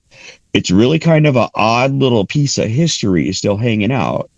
When I was playing MMORPGs, we not only had an account for the big one, World of Warcraft at the time, we play almost just as much Kingdom of Drakar together at the time. And this would be like 2008. Huh. I'll have to try it sometime if it's free. It's got all your classics. You got your monks, you got your mages, you got your fighters. You can make armor out of dragons and griffins, and there's a crafting system.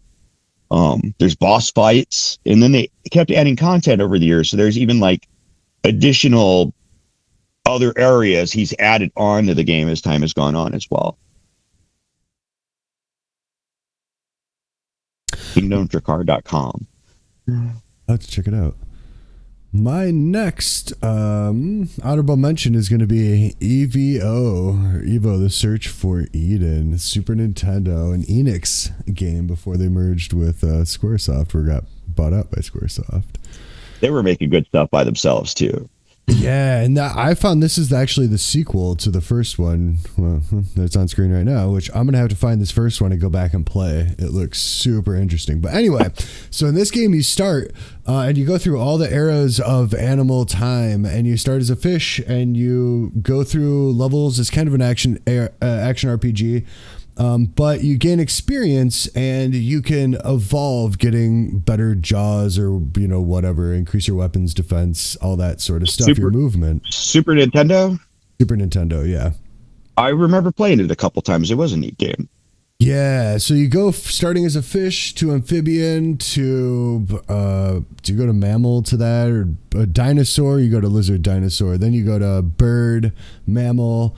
And then you finish up as a human, beating the game. I think you can beat the game without being a human, but it's a bit harder because you can't do the same sort of movements, I think.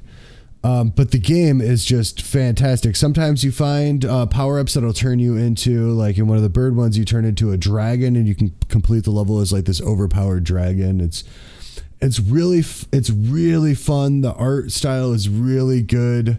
It flows really good. The bosses are fun. It can be a little frustrating every time you evolve to a new character because you got to relearn new move sets, kind of. Not that there's like sets, but like how everything moves, at least until you upgrade your legs and jumping abilities and all that to get something that more represents something you'd rather play as. Right, the base evolutionary form versus the various evolutionary accoutrements you gain in that form. Yeah, exactly. So it's. But man, I wish there were more games like this, because it really shows how like you take an RPG game and you evolve play style through the game while you're playing and getting more powerful too. It's a good balance of like both of those systems.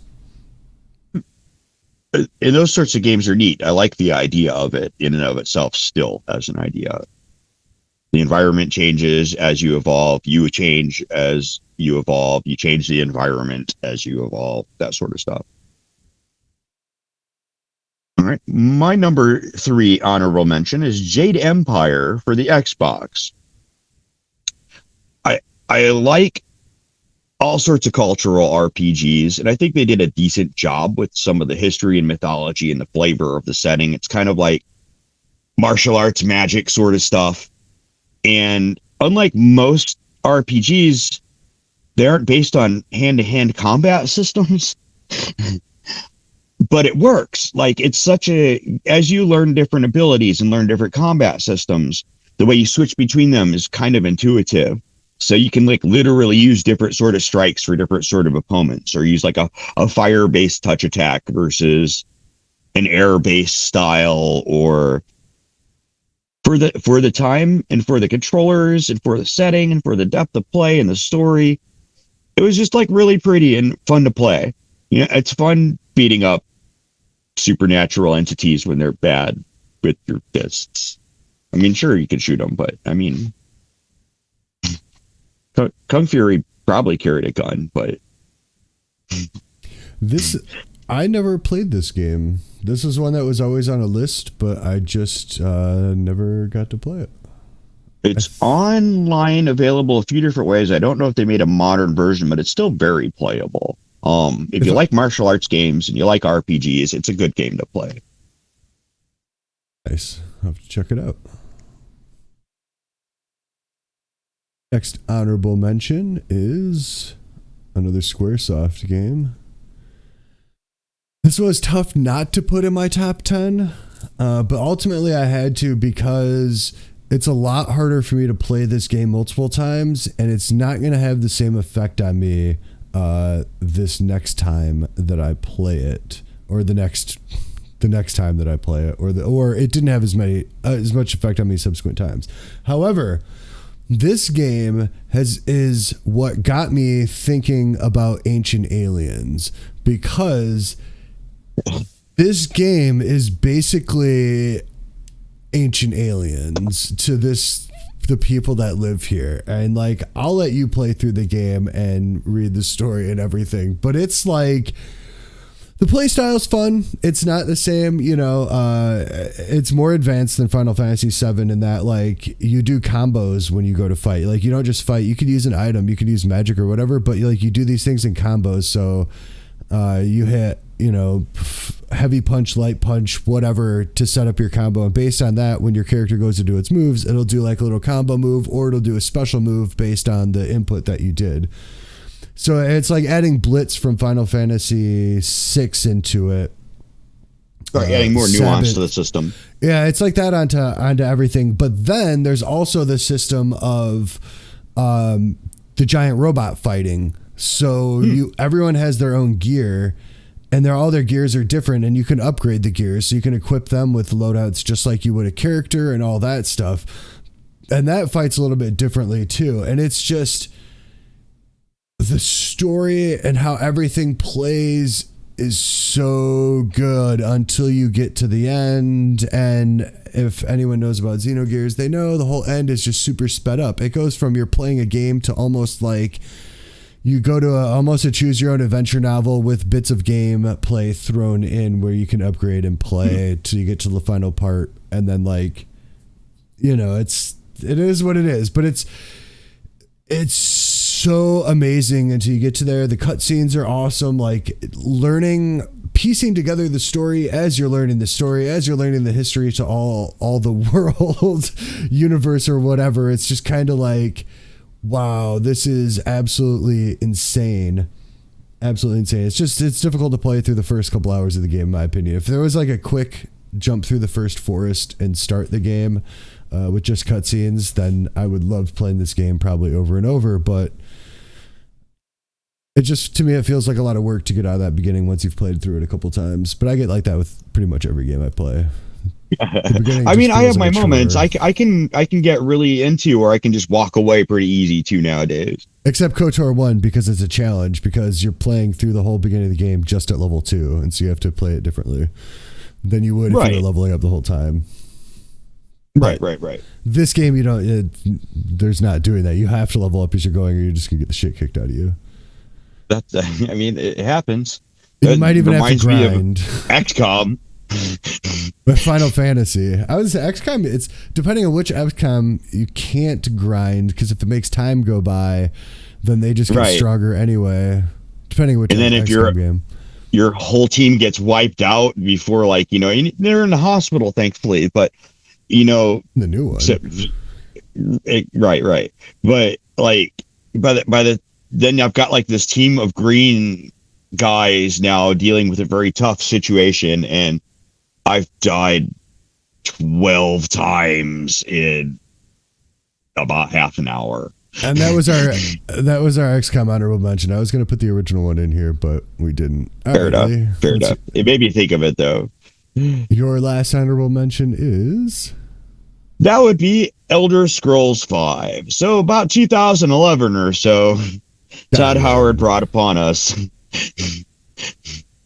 a really interesting game called Skyrim.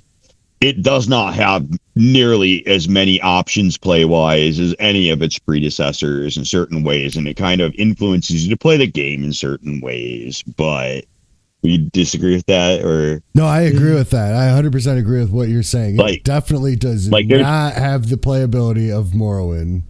There's not even acrobatics, man. It looks a lot better. It looks way better. It plays pretty smoothly. It plays pretty smoothly most of the time. It is a Bethesda game, and as time has gone on, it's gotten a little smoother. It plays better than Morrowind actual play. Like if you were moving shit around feels better to play. I like the story. I like the Dragonborn element. I like dragons. It's exciting to fight dragons in any environment, whether you're dating one in real life or not. Be a good simulation. 3D VR date dragon. You're in there. Tell me, you're on fire. It's Valentine's Day. What did you get your dragon? That being said, I've played a god awful amount of it. And I'll get to VR in a minute because this was happening way before VR. I owned it on 360 when it came out. My roommate had a PS3 when I moved into his room. I bought it for that. I have 2 different copies of it that are the remastered versions for the PS4, so I can play with or without VR for whatever reason. Well, it's Todd, it's on a fridge. You can play the game literally. Like, I know there's that joke commercial that's not a commercial with what's his face from SNL. Like, the audio version you can play on Echo is real. I don't know how it plays. I haven't tried it. I'm probably not going to try it. But you can still do a lot of ridiculous things in that game you're not supposed to. And one of the things that have been important mechanic to me in any game like that, in this case, it would be boxing. They were going to use unarmed in the game, just like they did the prior games. They decided to take it kind of out as a system, but left all the animations and the combat capabilities involved. So you can just build a character based on beating everybody up and not level, except what you want to level. So say, for example, you wanted to make a 3-way crafting build or whatever the case may be, so you can have the ultimate super-powered punches because, you got that heavy armor skill that allows you to add base armor to your punches.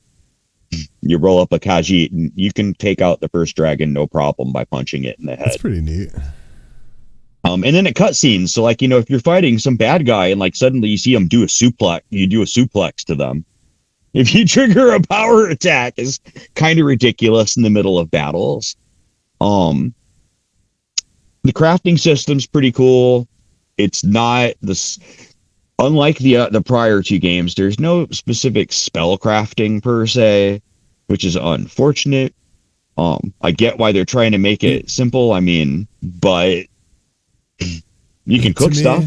To me, this game was just a big disappointment, and like I'm just gonna leave it at that. It's not on my top 10 of anything except for top 10 disappointing games that I should have loved that they totally failed me by trying to make me not play an actual RPG.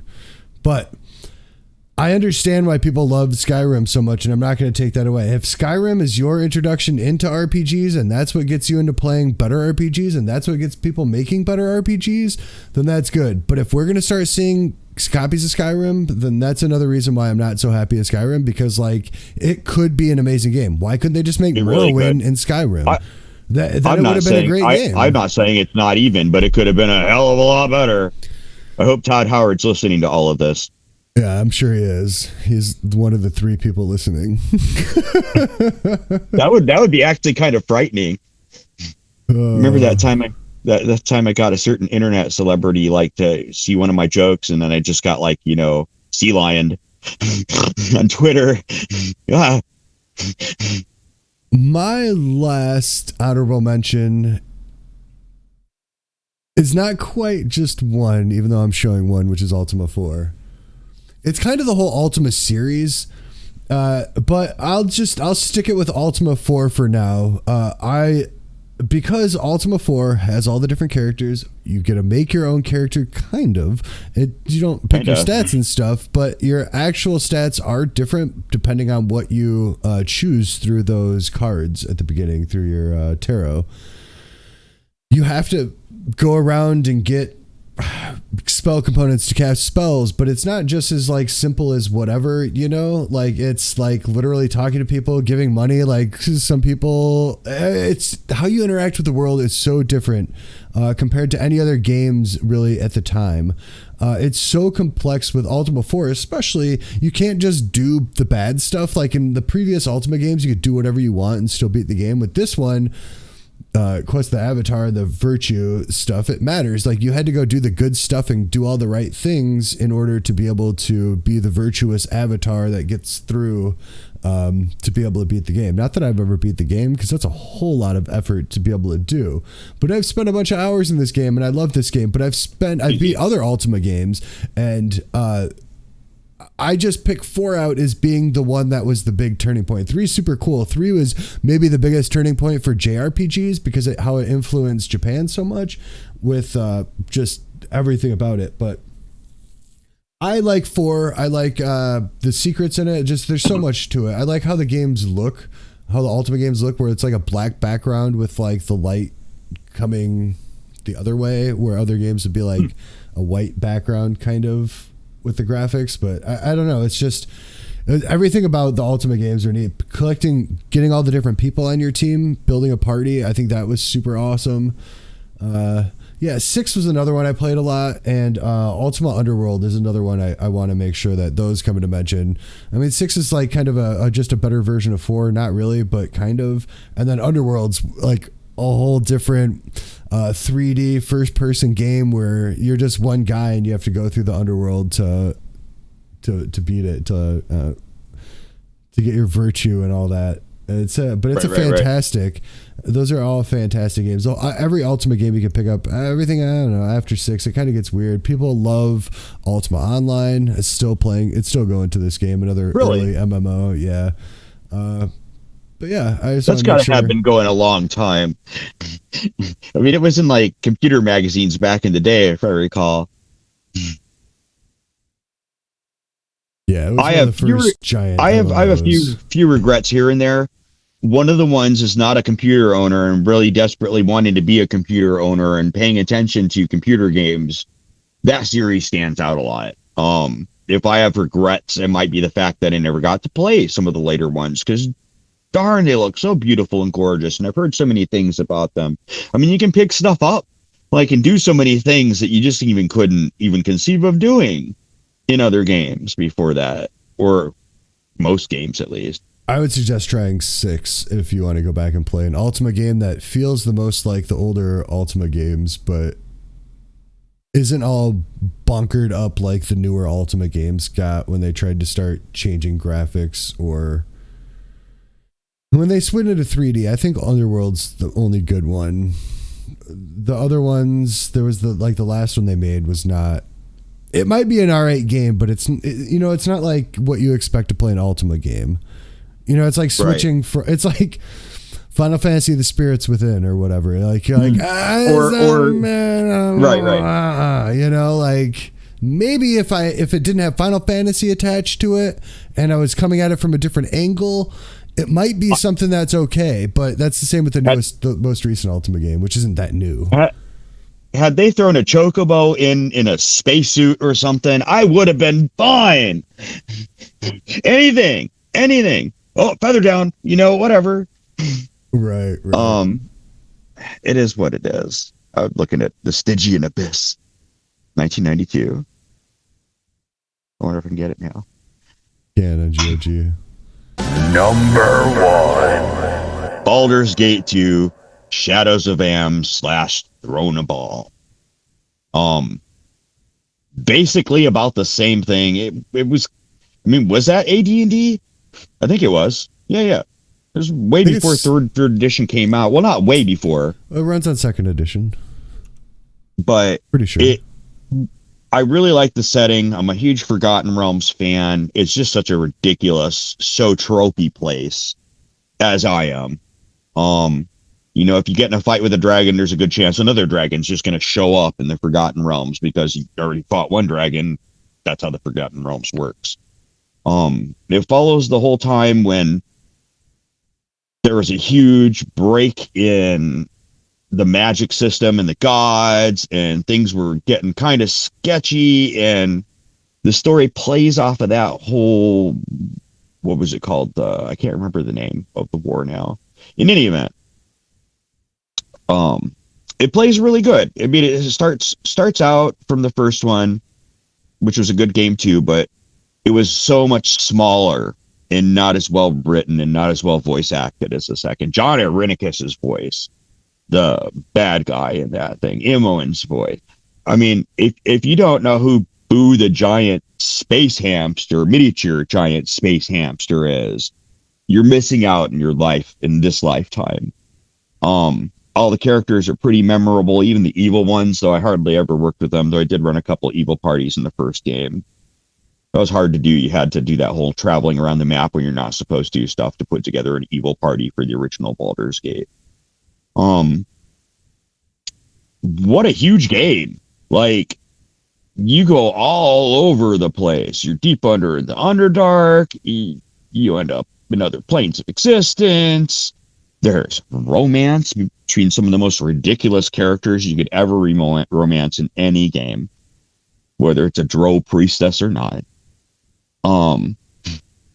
There's even an Abeloth in it. I don't know. I really liked it. I like AD&D. I like the fact that you could export your characters and start over. Highly recommend, if you're gonna do it right and export your characters from Throne of All and then start Shadows of Dam. Make sure you drop your items before the second conversations start. That way you can pick them up later, because it's that point when that conversation starts at the beginning of the game in Shadows of Am that you lose all the stuff on you and the stuff resets. So if you drop everything on the floor before that, you're good. Pro tip right there. You get to fight multiple dragons. You get to fight an entire angry underground city of Drow. There are Rakshasas in it. It's a fun game. Magic missiles can be very scary at high level, just like they're supposed to be for the most part. I love magic missiles in this game because the animations were really good for them. All the spell animations were pretty good. Like, I remember some of the cleric ones being but besides that, I spent a bunch of time in these games, that's for sure. Hundreds of hours, if not more. And I never quite finished throwing a ball. So there's this moment that I'm probably gonna have to do a third playthrough. I've bought it for that playthrough in the extended collector's edition with the fixed Temple of Elemental Evil about a decade ago. But, you know, like, now there's a new super enhanced edition with an arena add-on or something. I don't know. Yeah, the Beamdog one. That's I've played through that one recently. It's really? Actually really good. Yeah. That's probably the way I'd go if I'm going to do it. It makes everything so much better. It does. Besides getting rid of like bugs and stuff, it like kind of speeds some things up that should have been sped up. The UI is better, you know, stuff like that. They did a good job at it. All the Beamdog enhanced versions have been good so far. Really? That's good to know. I'll play it again. It's my favorite game. I've spent more time playing it than anything else. I like Dungeons and Dragons a lot. I like Forgotten Realms a lot. And man, was it masterfully written and acted. It's even got scary ladies in it. Forgotten Realms is my least favorite D&D setting because it's been used so many times. It's like every time they make a game, they're like, hey, new D&D game coming out, and it's like, oh, and then they're like, it's Forgotten Realms. I'm like, oh, again, fucking, is it Dritz too? Can we have another Dritz game? Like, how about we have Dritz in it? Like, I like to throw a minor spoiler out there. You can kill him twice in the series. Nice. You can bring it up the second time. That's some nice nuanced touch and conversation right there. I killed you in the prequel. Yeah, I mean, don't get me wrong. Dritz is a great character. I'm not trying to get I killed him out twice. of any of that stuff. I'm just trying to say, I like his cat. Fucking Wizards of the Coast, listen and make something that isn't Forgotten Realms or like one of your new weird settings. Just get a hold of, is it like Hickman and Weiss, and get some Dragonlance going again. if you're going to reboot things, reboot Raceland and all that stuff. If you're going to reboot anything, don't like reboot, but then like reboot like later on, or like make them different characters. Like just go back to that time, make that time the new 5th edition time for whatever stupid time that you're doing. Like it doesn't matter. Let's get Dark Sun going again. It's a different celestial sphere anyways. Let's get Dark Sun going again. My number one pick. My number one pick for my top favorite game ever, RPG, is Dark Sun. Scary halflings. Dark Sun Shattered Lands. I mean, like, it's a perfect segue into it, too. So, Wizards of the Coast, if you're listening, call up Brom, have him do all the art for it again. Make it so it all looks the same and it's all brutal and awesome and amazing and terrifying. Let's get this game. This is my number one game. This is the best Dungeons and Dragons game that has ever been made, in my opinion. Unfortunately, you can't play it now like you used to be able to play it, just because of how memory and stuff works on a computer. I'm sure somebody has figured out that very perfect DOSBox setting or settings to get it running exactly perfect with the perfect sound going. Because yes, the sound is different if you're listening to it with a Sound Blast or any others. You want like, I forget which one it is, but there's a very perfect sound where the sound comes through the absolute best. And I believe the music in this game is fantastic. It's like jazzy, deserty, MIDI beautifulness. It's so great. No, it's based on 2nd edition rules, based on the Dark Sun stuff. So like character stats go up a little bit higher than 18. I think 20 was more like supposed to be human max. Preservers, all that sort of stuff. It's all in there. Unfortunately, it only goes up to level 9, so you don't get into any of that super awesome stuff that they had going. Wait, what year did that come out? Let me look at my sheet. It came out in 1993. Then they made an MMO after it called Crimson Sun, which ran on 10 and some other things maybe, but it didn't last very long because it was client side, so you could cheat the shit out of it. So that never really worked out for them. And then they made Dark Sun 2, Wake of the Ravager, which is not good because instead of just taking the first game and making it better, they're like, how about we redraw a bunch of sprites and do all this stuff and then like make it so it doesn't run as well. And it was also one of the very last games before memory switching again, like we've seen a lot of these games in the early 90s. However, the story in this first one, how you play through it, it's kind of like what you're supposed to do is you're supposed to go around liberating everything to raise your army against the evil, what is he, fucking God King sorts of things. They have another priest name or Templar or whatever. Sorcerer King? Sorcerer King, there you go. So you're gonna have to fight against his like commander that the army is coming over to take over this whatever blah blah blah blah. That doesn't matter. You got to go through and you got to talk to all these people and do all these little side quests and see all these parts of the brutal Dark Sun world in this little part that you're in. What makes it so replayable, though, and one of the things you can do right from the beginning is you just go into the arena. You can stay in the arena forever. I mean, you can't beat the game if you stay in the arena, but you can level all the way up to level 9 in the arena because it'll just keep sending monsters at you if you just want to keep fighting and you just want to stay in there and doing whatever. Then you're ready to just beat the crap out of everything, and that's fine. That's true. Or you can break out of the arena like 8 different, I don't know how many different, 3 or 4 different ways you can break out. So it's not linear in that aspect. And wherever you break out, I don't know if it always takes you to the same place. I can't remember, but like you can skip the sewers, I believe, if you want to stay in the arenas and form a bond with them, the arena guys, and get out. There's quick travel, teleportation through it as you collect stones and you know, fill whatever. There's all sorts of races, classes that you can choose. You can multi-class, you can dual class like back in 2nd edition if you're a human and you want to do that. So you can level up to 9. I always want to do that. I always want to do that. Level all the way up to 9 again to be able to unlock the stuff that you already had. Yeah, it's really cool. You can skip most of the game. I was just going to say, I've been tempted into speed running this game after watching, let me pull up his name because he has the world record right now, and that's the run that I saw. Been checking those guys out too lately. Radis 128, and he finished the game in under 15 minutes. And it got me thinking, I didn't even realize that you had to hit those few checks. I figured there were a bunch of checks. How I ran it, I figured you had to hit like all these different things. But seeing him run it, there's only about 2 checks that you have to do. So the quickest things is figuring out how you can get out of the arena, and then basically what the checks that you have to do after. The one that I saw him do, he gets L's Drinker, which makes sense because that basically turns your character immortal, your melee character. And he only runs 2 characters using a preserver to cast AoEs to finish the last battles. Pretty sure he runs it on easy, but it doesn't matter. I think at any percent, you can run it on whatever difficulty.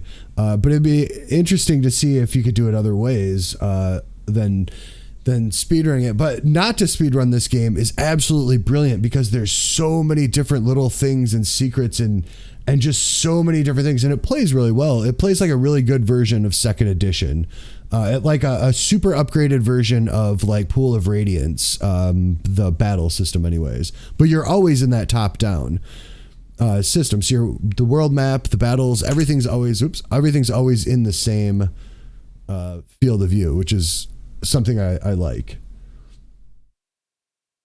Nice.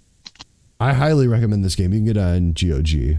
Probably like $5. I saw that it'd been added in 2015 or so. Yeah, it plays a little weird just because of like the CPU timing and using DOSBox or whatever, but it's right. But it's not based on the original Gold Box engine either. It's a top-down kind of a little bit different. It's its own engine, and I love this engine so much. They use this to make Wake of the Ravager, the second one. They use this to make the Al-Qadim game, but they're not this game, and they don't even play like it. You know, the Al-Qadim game definitely doesn't play like this, but the Wake of the Ravager is just, it's a lot buggier, and it's just not it's just not as good of a sequel. It's not as good as this game is. This game has a lot of character to it. It lost out Computer Gaming World's Role-Playing Game of the Year award in June 1994, which went to Betrayal of Krondor, which I had completely forgotten about. Betrayal of Krondor. That gets a lot of people's high rankings. I don't like Betrayal. I didn't find that to be a fun game.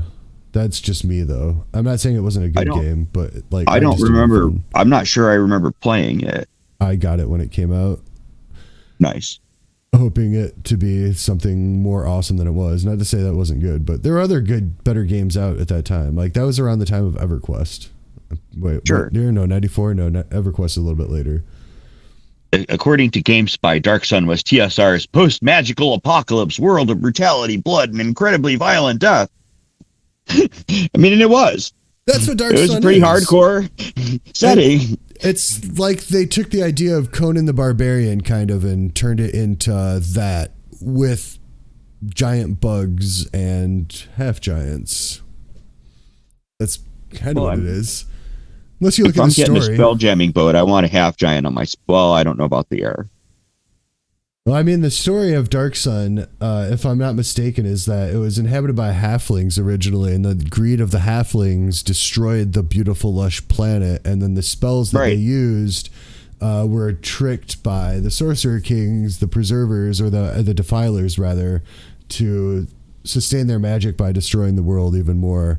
And every time that they thought they figured out a way... Because I think this takes place in like 3rd Age or 4th Age or something. Every time they figured out a way that they thought they would restore it, it would just make it even worse. Until it became the essentially dead planet that they live on now. Well, I'd play most of these games, including that one. I highly suggest this game. This is so much fun.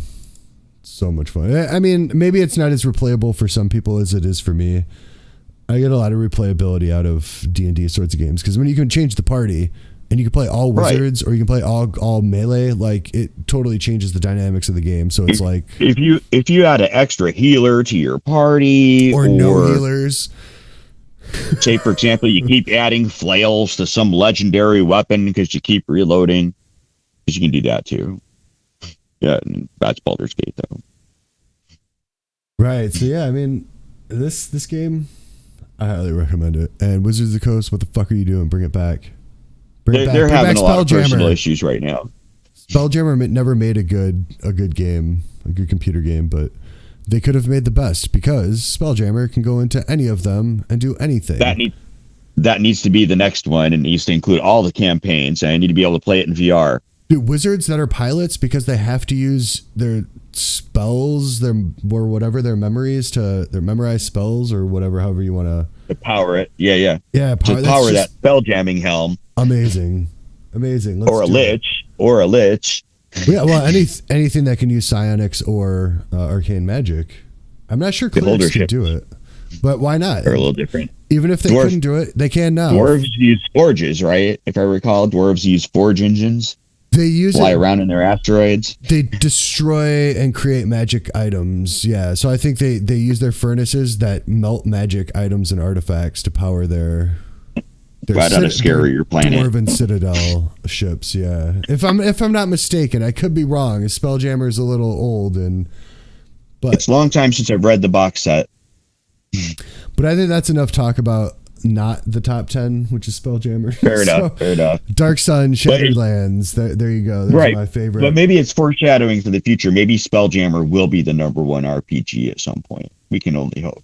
Not in my lifetime. And we'll see Neuromancer get made into a movie too. A good movie, not a shit movie. Yeah. Am I supposed to yell at the cat? My cat? Is he clawing? Yeah. You can hear it? Yeah. I can see him. Hey! They can't see him though. He's not in the other camera. All right. Well, thanks everyone for hanging out with us, and we will see you guys on Wednesday for another episode of Chaotic Bazaar. Like, subscribe, tell your family, tell your friends.